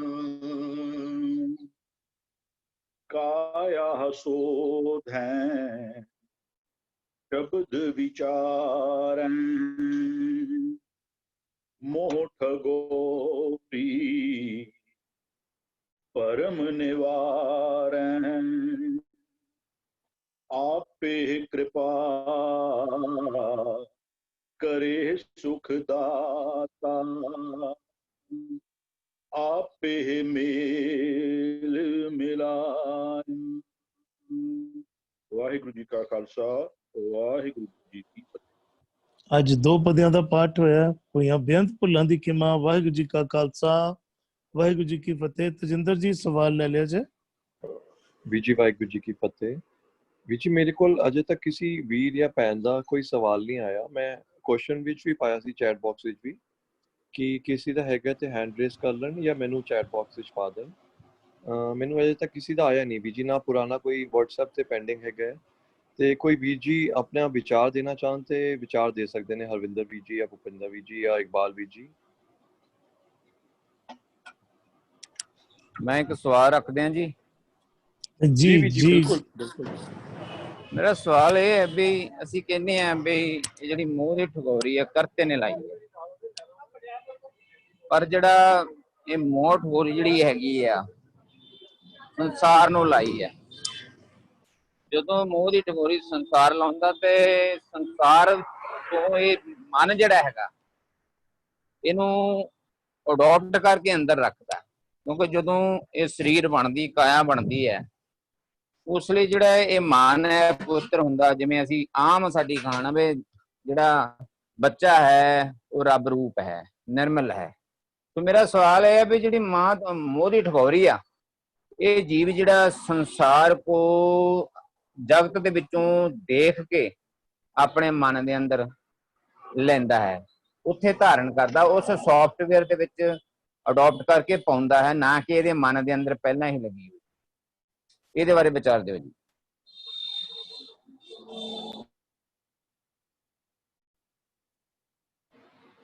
ਭੁਪਿੰਦਰ ਵੀਰ ਜੀ, ਆਪ ਜੀ ਵਿਚਾਰ ਰੱਖੋਗੇ? मैं दोबारा सवाल समझ सकता? जी इकबाल जी एक बारी और क्लियर करिए जी। ਹਾਂਜੀ ਵੀਰ ਭੁਪਿੰਦਰ ਸਿੰਘ ਜੀ, ਮੇਰਾ ਸਵਾਲ ਇਹ ਹੈ ਵੀ ਅਸੀਂ ਕਹਿੰਦੇ ਹਾਂ ਵੀ ਜਿਹੜੀ ਮੋਹ ਦੀ ਠਗੋਰੀ ਹੈ, ਹਰ ਠੱਗ ਜੱਗ ਕੋ ਠਗੋਰੀ ਲਾਈ, ਜੱਗ ਨੂੰ ਠਗੋਰੀ ਲਾਈ ਹੋਈ ਹੈ, ਜਗਤ ਵਿੱਚ ਠਗੋਰੀ ਲਾਈ ਹੋਈ ਹੈ। ਮੋਹ ਦੀ ਵੀ ਠੱਗ ਬੂਟੀ ਛੱਡੀ ਹੋਆ, ਗੁਰਬਾਣੀ ਅਨੁਸਾਰ ਅਸੀਂ ਮੰਨਦੇ ਹਾਂ। ਤੇ ਜਦੋਂ ਮੋਹ ਦੀ ਠਗੋਰੀ ਜਿਹੜਾ ਮਨ ਹੈ ਇਹ ਤਾਂ ਨਿਰਮਲ ਹੁੰਦਾ। ਜਦੋਂ ਇਹ ਜੰਮਦਾ ਬੱਚਾ, ਇਹਦੇ ਵਿੱਚ ਤਾਂ ਪਹਿਲੇ ਪਿਆਰ ਲਗਾ ਥਨ ਦੁੱਧ, ਦੂਜੇ ਮਾਂ ਬਾਪ ਦੀ ਸੁੱਧ। ਇਹ ਤਾਂ ਜਦੋਂ ਜੰਮਦਾ ਉਦੋਂ ਨਿਰਮਲ ਹੁੰਦਾ। ਫਿਰ ਇਹਨੂੰ ਜਿਹੜੇ ਮਨ ਸਾਡੇ ਨੂੰ ਮੋਹ ਦੀ ਠਗੋਰੀ ਕਿੱਥੋਂ ਲੱਗਦੀ ਹੈ, ਇਹਦਾ ਵਿਸ਼ਲੇਸ਼ਣ ਦੱਸਿਓ ਥੋੜਾ ਜੀ। ਅੱਛਾ ਜੀ, ਮੈਨੂੰ ਨਾ ਇਕਬਾਲ ਦੀ ਜੋ ਸਮਝ ਹੈ ਮੈਂ ਉਹ ਗੱਲ ਸਾਂਝ ਕਰ ਸਕਦਾ ਹਾਂ। ਅਸੀਂ ਨਾ ਇਹ ਸਮਝਦੇ ਹਾਂ ਕਿ ਵਾਕਈ ਤੁਸੀਂ ਇਹ ਪੁਆਇੰਟ ਠੀਕ ਬੋਲਿਆ, ਬੱਚਾ ਨਿਰਮਲ ਜੰਮਦਾ ਹੈ, ਲੇਕਿਨ ਜਿਹੜਾ ਇਸ ਦਾ ਮਨ ਹੈ ਨਾ, ਉਹ ਮਨ ਜਦੋਂ ਇਸ ਦਾ ਡੇ ਬਾਈ ਡੇ ਐਕੂਮੂਲੇਟ ਕਰ ਰਿਹਾ ਨਾ, ਉਹ ਚਾਰੋਂ ਪਾਸੋਂ ਫਿਰ ਨੈਗੇਟਿਵਸ ਐਕੂਮੂਲੇਟ ਕਰਦਾ ਹੈ। ਉਹ ਇਹਦਾ ਨਿੱਕੀ ਨਿੱਕੀ ਗੱਲ ਤੇ ਨਾ ਜਦੋਂ ਡਰ ਵਾਲਾ ਡੀਮਨ ਸ਼ੁਰੂ ਹੁੰਦਾ ਹੈ ਨਾ, ਉਹ ਡਰ ਵਾਲਾ ਇੱਕਦਮ ਸਵਿਚ ਹੋ ਗਿਆ। ਹੈ ਦੇ ਕੋਲ ਰੱਬੀ ਗੁਣ ਸੀ ਉਹ ਕਿ ਇਹ ਰੋਇਆ ਵੇ ਤਾਂ ਇਹ ਮਾਂ ਆ ਜਾਂਦੀ, ਇਹਨੂੰ ਮਿਲਦਾ। ਪਰ ਉਹ ਆਸਤਾ ਆਸਤਾ ਨੇ ਨਾ ਉਹਨੂੰ ਟੌਮੀ ਹੁਸ਼ ਵਾਲਾ ਆਪਣਾ ਨੈਗੇਟਿਵ ਬਣਾ ਲਿਆ। ਇਹਨੇ ਦੇਖਿਆ ਪਾਪਾ ਔਰ ਮੰਮੀ ਆਪਸ ਵਿੱਚ ਗਾਲਾਂ ਕੱਢ ਕੇ ਆਪਣੀ ਗੱਲ ਮਨਵਾ ਲੈਂਦੇ ਨੇ, ਨੌਕਰ ਨੂੰ ਦਬਾ ਕੇ ਮਨਵਾ ਲੈਂਦੇ ਨੇ। ਇਸ ਤਰੀਕੇ ਦੇ ਨਾਲ ਇਸ ਦੇ ਮਨ ਨੂੰ ਸਾਰੇ ਚਾਰੋਂ ਪਾਸੇ ਨੈਗੇਟਿਵਸ ਨਾ ਪਸੰਦ ਆਉਂਦੇ ਨੇ। ਵੀ ਐਕਿਊਮੂਲੇਟ ਹੀਅਰ, ਇੱਥੇ ਅਸੀਂ ਮਨ ਕਰਕੇ ਐਕਿਊਮੂਲੇਟ ਕਰਦੇ ਜਾਂਦੇ ਹਾਂ। ਉਹ ਸਾਡਾ ਅਣਜਾਣਪੁਣ ਹੈ। ਸਾਨੂੰ ਨਾ ਚੰਗੇ ਖਿਆਲਾਂ ਦੀ ਕਦਰ ਨਹੀਂ ਹੈ ਕਿਉਂਕਿ ਸਾਨੂੰ ਸਮਝ ਨਹੀਂ ਆ, ਅਸੀਂ ਇਨੋਸੈਂਟ ਆ ਬਚਪਨ ਵਿੱਚ, ਤਾਂ ਅਸੀਂ ਪਤਾ ਨਹੀਂ ਲੱਗਦਾ ਨੈਗੇਟਿਵ ਖਿਆਲ ਲਈ ਜਾਂਦਾ ਕੋਲ ਨਾ। ਹੁਣ ਇਹ ਵਿਵੇਕ ਬੁੱਧੀ ਨਹੀਂ ਹੈ। ਹੁਣ ਵਿਵੇਕ ਬੁੱਧੀ ਵਾਸਤੇ ਕਹਿੰਦੇ ਨੇ ਆਪ ਨੜੇ ਗਿਰਵਾਨ ਮੈਂ ਸਿਰ ਨੀਵਾਂ ਕਰ ਵੇਖ, ਅੰਦਰ ਤੇਰੇ ਰੱਬ ਜੀ ਵਸਦੇ ਨੇ, ਉਹਨਾਂ ਦੀ ਮੱਤ ਲੈਣੀ ਸ਼ੁਰੂ ਕਰ। ਅਸੀਂ ਤੇ 90 ਸਾਲ ਦੇ ਹੋ ਜਾਂਦੇ ਆ, ਸਾਨੂੰ ਅੰਦਰ ਦੀ ਆਵਾਜ਼ ਸੁਣਨੀ ਆਉਂਦੀ ਹੀ ਨਹੀਂ। ਅਸੀਂ ਵਾਇਸਿਸ ਦੀ ਆਵਾਜ਼ ਹੀ ਸੁਣਦੇ ਹਾਂ, ਸਮਾਜ ਦੀ ਆਵਾਜ਼ ਸੁਣਦੇ ਹਾਂ, ਲੋਕਾਂ ਦੀ। ਲੋਕ ਗੁਣਾ ਕੀ ਬੰਨਿਆ ਗੰਠੜੀ ਗੁਣ ਨਾ ਵਿਆਜੇ ਕੋਈ। ਪਬਲਿਕ ਨੂੰ, ਮੈਜੋਰਿਟੀਜ਼ ਨੂੰ ਫੋਲੋ ਕਰਦੇ ਹਾਂ, ਮੀਡੀਆ ਨੂੰ ਫੋਲੋ ਕਰਦੇ ਹਾਂ, ਆਪਣੇ ਸਿਬਲਿੰਗਸ ਦੇ ਜਿਹੜੇ ਨੈਗੇਟਿਵਸ ਹੁੰਦੇ ਨੇ ਉਹਨਾਂ ਨੂੰ ਫੋਲੋ ਕਰਨਾ ਸ਼ੁਰੂ ਕਰ ਦਿੰਦੇ ਹਾਂ। ਇਹ ਸਾਰਾ ਕੁਝ ਨਾ ਸਾਡੇ ਮਨ ਦੇ ਕਾਰਨ ਹੁੰਦਾ ਹੈ। ਮਨ ਨੂੰ ਕਹਿ ਰਹੇ ਨੇ ਓਏ ਮਨ ਤੂੰ ਨਿਜ ਕਰ ਦੇ ਤਰਵਰ ਤੇ ਆ ਨਾ, ਤੇਰੇ ਤੇ ਆਪਣੇ ਤੂੰ ਕੀ ਤੇਰ ਮੇਰ ਲਾਣੀ ਸ਼ੁਰੂ ਕਰ ਦਿੱਤੀ ਹੈ। ਇਹ ਤੇਰ ਮੇਰ ਤੇਰੇ ਤੂੰ ਕੰਮ ਕਰੋ ਦੋ ਓਂਕਾਰ ਜਿਹੜੇ ਮਿਲੇ ਸਨ ਨਾ, ਉਹਨਾਂ ਨੂੰ ਤੂੰ ਨੈਗੇਟਿਵ ਕਰ ਲਿਆ, ਤੂੰ ਟੌਮੀ ਹੁਸ਼ ਬਣਾ ਲਿਆ ਉਹਨਾਂ ਨਾਲ। ਉਹ ਤੂੰ ਅਵਗੁਣੀ ਸੁਭਾਅ ਜਿਹੜਾ ਜੀ ਰਿਹਾ ਨਾ, ਇਹ ਜਿਹੜਾ ਤੂੰ ਮੈਂ ਮੇਰੀ ਦਾ, ਉਹ ਮੇਰੇ ਮਨ, ਰਵਿਦਾਸ ਜੀ ਕਹਿੰਦੇ ਨੇ ਨੈਗੇਟਿਵ ਥਾਟ ਪ੍ਰੋਸੈਸ ਵਾਲੀ ਅਵਸਥਾ ਨੂੰ ਰਿਅਲਾਈਜ਼ ਕਰਨ ਤੋਂ ਬਾਅਦ ਪ੍ਰਾਣੀ ਕਿਆ ਮੇਰਾ ਕਿਆ ਤੇਰਾ, ਇਹ ਤੂੰ ਕੀ ਨੈਗੇਟਿਵ ਲਾ ਲਈ ਹੈ। ਇਹਦੇ ਕਾਰਨ ਤੇ ਅਸੀਂ ਸਾਰੇ ਇੱਕ ਦੂਜੇ ਨਾਲ ਟੁੱਟੇ ਹਾਂ। ਉਹਨੂੰ ਕਹਿੰਦੇ ਨੇ ਤੂੰ ਇਹ ਕਾਇਆ ਬਿਰਖ ਪੰਖੀ ਵਿੱਚ ਵਾਸਾ। ਅਸੀਂ ਇਹ ਜਿਹੜਾ ਹੁਣੇ ਪਦਾ ਪੜ੍ਹ ਕੇ ਆਏ ਆ ਨਾ, ਇਹਦੇ ਵਿੱਚ ਦਾ ਚੱਚੇ ਨੂੰ ਸਿਆਰੀ ਹੈ। ਇਹ ਵਿੱਚ ਬਿਲੋਂਗਸ ਟੂ ਕਾਇਆ। ਕਾਇਆ ਬਿਰਖ ਪੰਖੀ ਵਿੱਚ, ਕਾਇਆ ਵਿੱਚ ਅਰਥ ਸਮਝਣ ਵੇਲੇ ਕਰਾਂਗੇ। ਕਾਇਆ ਵਿੱਚ ਬਿਰਖ ਤੇ ਪੰਖੀ ਇਹਨਾਂ ਦਾ ਵਾਸਾ ਹੈ। ਹੁਣ ਇਹ ਕਿਸ ਤਰ੍ਹਾਂ ਵਾਸਾ ਹੋਇਆ? ਮੈਂ ਚਾਰੋਂ ਪਾਸੋਂ ਇਕੱਠੇ ਤਾਂ ਕੀਤੇ। ਕਬੀਰ ਸਾਹਿਬ ਮੈਨੂੰ ਸਮਝਾ ਰਹੇ ਨੇ, ਕਬੀਰ ਮਨ ਪੰਖੀ पे हो उड़ उड़ दे दिस जाए, जो जैसी संगत मिले सो तैसो फल खाए। ਹੁਣ ਮੇਰਾ ਮਨ ਜਦੋਂ ਇਹ ਸਰੀਰ ਦੇ ਸਾਰੇ 10 ਦੁਆਰਿਆਂ ਤੋਂ ਬਾਹਰ ਨਿਕਲ ਕੇ ਜਾਏਗਾ, ਹੁਣ ਭੈੜੇ ਚੋਗੇ ਚੁਗੇਗਾ ਨਾ, ਅੰਮ੍ਰਿਤ ਵਾਲਾ ਚੋਗਾ ਤੇ ਚੁਗੇਗਾ ਹੀ ਨਹੀਂ ਨਾ। ਅੱਛਾ, ਮੈਨੂੰ ਨਾ ਚੰਗੇ ਗੁਣ ਪ੍ਰਾਪਤ ਸੀ, ਅਸੀਂ ਸਾਰੇ ਨਿਰਮਲ ਸੀ, ਸਾਡੀ ਸਭ ਦੀ ਅਵਸਥਾ ਸੀ, ਅਸੀਂ ਸਭ ਨੂੰ ਦੇਖ ਕੇ ਹੱਸ ਪੈਂਦੇ ਸੀ, ਹਰ ਕੋਈ ਸਾਨੂੰ ਗੋਦੀ ਤੇ ਚੁੱਕਦਾ ਸੀ, ਅਸੀਂ ਖੁਸ਼ ਹੁੰਦੇ ਸੀ। ਪਰ ਆਸਤਾ ਆਸਤਾ ਅਸੀਂ ਸਾਰੇ ਇੱਕ ਦੂਜੇ ਤੋਂ ਦੂਰ ਹੋ ਹੀ ਜਾ ਰਹੇ ਹਾਂ। ਕਿਉਂ? ਕਿਉਂਕਿ ਮਨ ਨੇ ਨੈਗੇਟਿਵਸ ਇਕੱਠੇ ਕਰਨੇ ਸ਼ੁਰੂ ਕੀਤੇ, ਤੇਰ ਮੇਰ ਕਰ ਲਈ। ਇਹ ਤੇਰ ਮੇਰ ਹੀ ਸਰੀਰ ਦੇ ਮੰਦੇ ਖਿਆਲਾਂ ਵਾਲਾ ਬਰਡ, ਜਿਹੜੇ ਮੰਦੇ ਖਿਆਲ ਇਕੱਠੇ ਕੀਤੇ ਨਾ, ਚੋਗੇ ਅਸੀਂ ਇੱਥੇ ਚੁੱਗੇ ਨੇ। ਰੱਬ ਜੀ ਨੇ ਨੈਗੇਟਿਵ ਚੋਗਾ ਕੋਈ ਨਹੀਂ ਖਿਲਾਰਿਆ ਹੋਇਆ। ਰੱਬ ਦੀ ਕੁਦਰਤੀ ਜਿਹੜਾ ਸੱਪ ਹੈ, ਸੱਪ ਨੂੰ ਜਿਹੜਾ ਵੈਨਮ ਮਿਲਿਆ ਹੈ, ਉਹਦਾ ਕੋਈ ਪਰਪਸ ਹੈ। ਰੱਬ ਦੀ ਕੁਦਰਤੀ ਚ ਇਲ ਦਾ ਕੋਈ ਪਰਪਸ ਹੈ, ਕਾਂ ਦਾ ਕੋਈ ਪਰਪਸ ਹੈ, ਹਿਰਨ ਦਾ ਕੋਈ ਪਰਪਸ ਹੈ, ਬਗਲੇ ਦਾ ਕੋਈ ਪਰਪਸ ਹੈ। ਪਰ ਮੇਰਾ ਮਨ ਉਹਨਾਂ ਕੋਲੋਂ ਨਾ ਆਪਣੇ ਟੌਮੀ ਹੁਸ਼ ਨੂੰ ਰੱਖਣ ਵਾਸਤੇ ਨਾ ਚੋਗੇ ਚੁਗ ਕੇ ਲਿਆਂਦਾ ਹੈ। ਉਹਦੇ ਨਾਲ ਅਟੈਚਮੈਂਟ ਰੱਖਦਾ ਹੈ, ਉਸ ਥਾਟ ਪ੍ਰੋਸੈਸ ਨੂੰ ਅਟੈਚਮੈਂਟ ਜਿਹੜੀ ਕਹਿੰਦੇ ਨੇ ਨਾ, ਤੂੰ ਉਹਦੇ ਨਾਲ ਸੁਖੀ ਹੋ ਜਾਏਗਾ, ਇਹੀ ਤੇਰਾ ਪਰਮ ਹੈ। तू आप ही ठगाया जा रहे हैं। खंजर की क्या मजाल जो तुझे घायल कर सके, ये तो तेरे अपने है ख्याल जो तू घायल हुए जा रहा है। बस मैं शायद आंसर कर पाया कि नहीं, पर ਤੁਹਾਨੂੰ ਸ਼ਾਇਦ ਸੈਟੀਸਫਾਈ ਵੀ ਨਾ ਕਰ ਪਾਵਾਂ ਤਾਂ ਮੈਨੂੰ ਮਾਫ ਹੀ ਕਰ ਦੇਣਾ। ਨੇ ਵੀਰ ਜੀ, ਮੇਰਾ ਸਵਾਲ ਇਦਾਂ ਵੀ ਜਿਹੜਾ ਅਸੀਂ ਇਹ ਥਾਟ ਪ੍ਰੋਸੈਸ ਲੈਂਦੇ ਆ, ਮਨ ਜਿਹੜਾ ਥਾਟ ਪ੍ਰੋਸੈਸ ਲੈਂਦਾ ਹੈ, ਜਿਹੜਾ ਕਰਤਾ ਹੈ ਉਹ ਤਾਂ ਗੁਣਾ ਭਰਪੂਰ ਹੈ। ਜੇ ਅੰਦਰ ਕਰਤਾ ਵਸਦਾ ਤਾਂ ਗੁਣਾ ਦਾ ਭਰਪੂਰ ਆ। ਜਿਹੜਾ ਮਾਇਆ ਦਾ ਥਾਟ ਪ੍ਰੋਸੈਸ ਉਹ ਤਾਂ ਬਾਹਰ ਖਿਲਾਰਾ ਹੈ ਜਗਤ ਵਿੱਚ। ਇਹ ਹਰ ਠੱਗ ਜਗ ਨੂੰ ਲਾਈਓ ਠਗੋਰੀ। ਹੁਣ ਜਗਤ ਨੂੰ ਜਿਹੜੀ ਮਾਇਆ ਦੀ ਸਾਰੇ ਠਗੋਰੀ ਲਾਈ, ਉਹ ਜਗਤ ਦੇ ਵਿੱਚ ਹੈ, ਬਾਹਰ ਹੈ। ਅੰਦਰ ਸਾਡੇ ਕਰਤਾ ਵਸਦਾ ਪਿਆ। ਪਰ ਜਿਹੜਾ ਇਹ ਮਨ ਹੈ ਸਾਡਾ, ਇਹ ਜਿਹੜੀ ਠਗੋਰੀ, ਇਹ ਬਾਹਰੋਂ ਚੱਕ ਕੇ ਅੰਦਰ ਲਿਜਾਂਦਾ ਕਿ ਅੰਦਰੋਂ ਚੱਕਦਾ? ਵੀਰ ਜੀ ਮਨ ਜਦੋਂ ਨੈਗੇਟਿਵ ਪਿਕਅਪ ਕਰਦਾ ਹੈ ਤਾਂ ਉਹ ਅੱਧੀ ਸੈਲਫਿਸ਼ਨੈਸ ਵਾਲਾ ਇਹਨੇ ਜਿਹੜਾ ਆਪਣਾ ਜੱਗ ਤਿਆਰ ਕਰ ਲਿਆ ਨਾ, ਔਰ ਆਪਣੇ ਡਰ ਦਾ ਨਿੱਕੀ ਨਿੱਕੀ ਗੱਲ ਦੇ ਡਰਾਂ ਦਾ ਭਵਜਲ ਸਮੁੰਦਰ ਤਿਆਰ ਕਰ ਲਿਆ। ਹੁਣ ਇਹਦੇ ਕਾਰਨ ਇਹ ਸਭ ਕੁਝ ਕਰੇਗਾ, ਇਹਦੇ ਕਾਰਨ ਇਹ ਬਾਹਰੋਂ ਵੀ ਪਿਕਅਪ ਕਰੇਗਾ ਔਰ ਆਪਣੇ ਇੰਦਰੀਆਂ ਗਿਆਨੇਂਦਰੀਆਂ ਦੇ ਸਵਾਦਾਂ ਨੂੰ ਪੂਰਾ ਕਰੇਗਾ, ਚਸਕੇ ਲਵੇਗਾ। ਇਹੀ ਤੇ ਇਹਨੇ ਝੂਠਾ ਆਪਣਾ ਬਣਾ ਲਿਆ ਸਾਰਾ ਜੱਗ। ਨੇ ਸਵਾਦ ਅੰਦਰ ਨੇ ਨੂੰ ਦਿੰਦਾ, ਮੰਨ ਲੈਣੀ ਗੱਲ, ਉਹਦੀ ਖੁਰਾਕ ਹੈ ਅੰਦਰ ਲਿਆਂ ਦੀ, ਪਰ ਚੱਕਦਾ ਬਾਹਰੋਂ ਆ। ਆਪਣੀ ਸੈਲਫਿਸ਼ਨੈਸ ਦੇ ਥਾਟ ਪ੍ਰੋਸੈਸ ਕਾਰਨ ਇਹਨੇ ਆਪਣਾ ਝੂਠਾ ਜਗ ਰਚਨਾ ਝੂਠ ਬਣਾਈ ਹੈ ਨਾ, ਜਗ ਰਚਨਾ ਝੂਠ ਬਣਾ ਲਈ। ਹੁਣ ਇਹਦੇ ਅੰਦਰ ਕੰਡੇ ਬੀਜਦਾ, ਕਿੱਕਰ ਬੀਜਦਾ, ਸਿੰਬਲ ਰੁੱਖ ਬੀਜਦਾ, ਨਿੰਮ ਬੀਜਦਾ, ਕੌੜ ਬੀਜਦਾ, ਨਫ਼ਰਤ ਬੀਜਦਾ, ਕੁੱਤੇ ਪਾਲ ਲੈਂਦਾ, ਇੱਕ ਸਵਾਨ ਦੋ ਸਵਾਨੀ ਨਾਲ ਦੇ, ਤ੍ਰਿਸ਼ਨਾ ਦੇ, ਆਸ਼ਾ ਦੇ, ਇਹ ਸਾਰੇ ਮਨ ਕਰੀ ਜਾਂਦਾ ਹੈ। ਮਨ ਕਰਦਾ ਜਿਹੜਾ ਇਹ ਪੈਦਾ ਕਰਦਾ, ਉਪਜਾਊ ਕਰਦਾ, ਇਹ ਕਿੱਥੋਂ ਚੱਕ ਕੇ ਕਰਦਾ? ਮਨ ਥਾਟ ਪ੍ਰੋਸੈਸ ਦੇ ਵਿੱਚ ਤਾਂ ਹੈ ਨਹੀਂ ਸੀ, ਜਗਤੋਂ ਹੀ ਚੱਕ ਕੇ ਕਰਦਾ ਕਿ ਅੰਦਰੋਂ ਹੀ ਚੱਕ ਕੇ ਕਰਦਾ? ਅੰਦਰ ਨੂੰ ਤਾਂ ਲਾਉਂਦਾ ਹੈ ਆਪਣੇ, ਜਿਵੇਂ ਤੁਸੀਂ ਹੁਣੇ ਦੱਸਿਆ ਹੈ।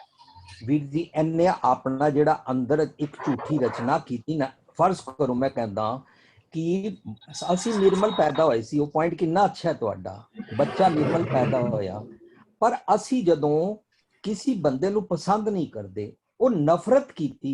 ਰੱਬ ਜੀ ਤੇ ਨਿਰਵੈਰ ਨੇ, ਮੈਨੂੰ ਨਿਰਮਲ ਪੈਦਾ ਕੀਤਾ ਸੀ ਨਿਰਵੈਰ, ਮੈਂ ਛੇਤੀ ਨਾਲ ਰੱਬ ਜੀ ਦਾ ਗੁਣ ਛੋੜ ਦਿੱਤਾ ਕਿਉਂਕਿ ਮੈਨੂੰ ਉਹਦੀ ਕਦਰ ਨਹੀਂ ਸੀ, ਮੈਨੂੰ ਸਮਝ ਨਹੀਂ ਸੀ। ਮੈਂ ਵੈਰ ਕਿਉਂ ਪਾ ਲਿਆ? ਮੈਨੂੰ ਡਰ ਹੈ, ਮੈਂ ਆਪ ਡਰਪੋਕ ਆ, ਦੂਜਿਆਂ ਨੂੰ ਡਰਾਉਂਦਾ ਹਾਂ, ਹੈ ਨਾ। ਇਹ ਸਤਿਗੁਰ ਦੀ ਮੱਤ ਲੈਣਾ, ਮਨ ਨਿਜ ਕਰ ਦੀ ਆਵਾਜ਼ ਸੁਣਨਾ ਸਿੱਖਦੇ ਹਾਂ। ਜਿਤਨਾ ਜਲਦੀ ਸਿੱਖ ਜਾਈਏ ਉਨਾ ਅਸੀਂ ਫਿਕਸਅਪ ਹੋ ਜਾਵਾਂਗੇ।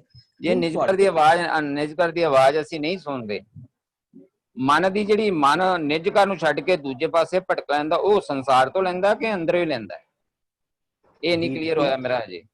ਵੀਰ ਜੀ ਮੈਂ ਨਾ ਬਹੁਤ ਸਿੰਪਲ ਲੈਂਗੁਏਜ ਵਿੱਚ ਫਿਰ ਬੋਲਦਾ। ਮਨ ਨੇ ਆਪਣੀ ਝੂਠੀ ਰਚਨਾ ਰਚੀ ਹੈ ਕਿ ਮੈਂ ਇੰਜ ਕਰਾਂਗਾ ਤੇ ਇੰਜ ਮੈਂ ਸੁਖੀ ਰਵਾਂਗਾ। ਉਹ ਤਾਂ ਕਿਰਿਆ ਕਰਦਾ, ਠੀਕ ਹੈ, ਮਨ ਕਿਰਿਆ ਕਰਦਾ ਵੀਰ ਜੀ। ਕਿਰਿਆ ਅਡਾਪਟ ਤੋਂ ਬਾਅਦ ਫਿਰ ਆਨਸਰ ਹੋ ਗਿਆ ਮੇਰੇ। ਚਲੋ ਹਮ ਮੇਰੇ ਖਿਆਲ ਇੱਥੇ ਹੀ ਛੱਡ ਦਈਏ ਸਵਾਲ ਨੂੰ।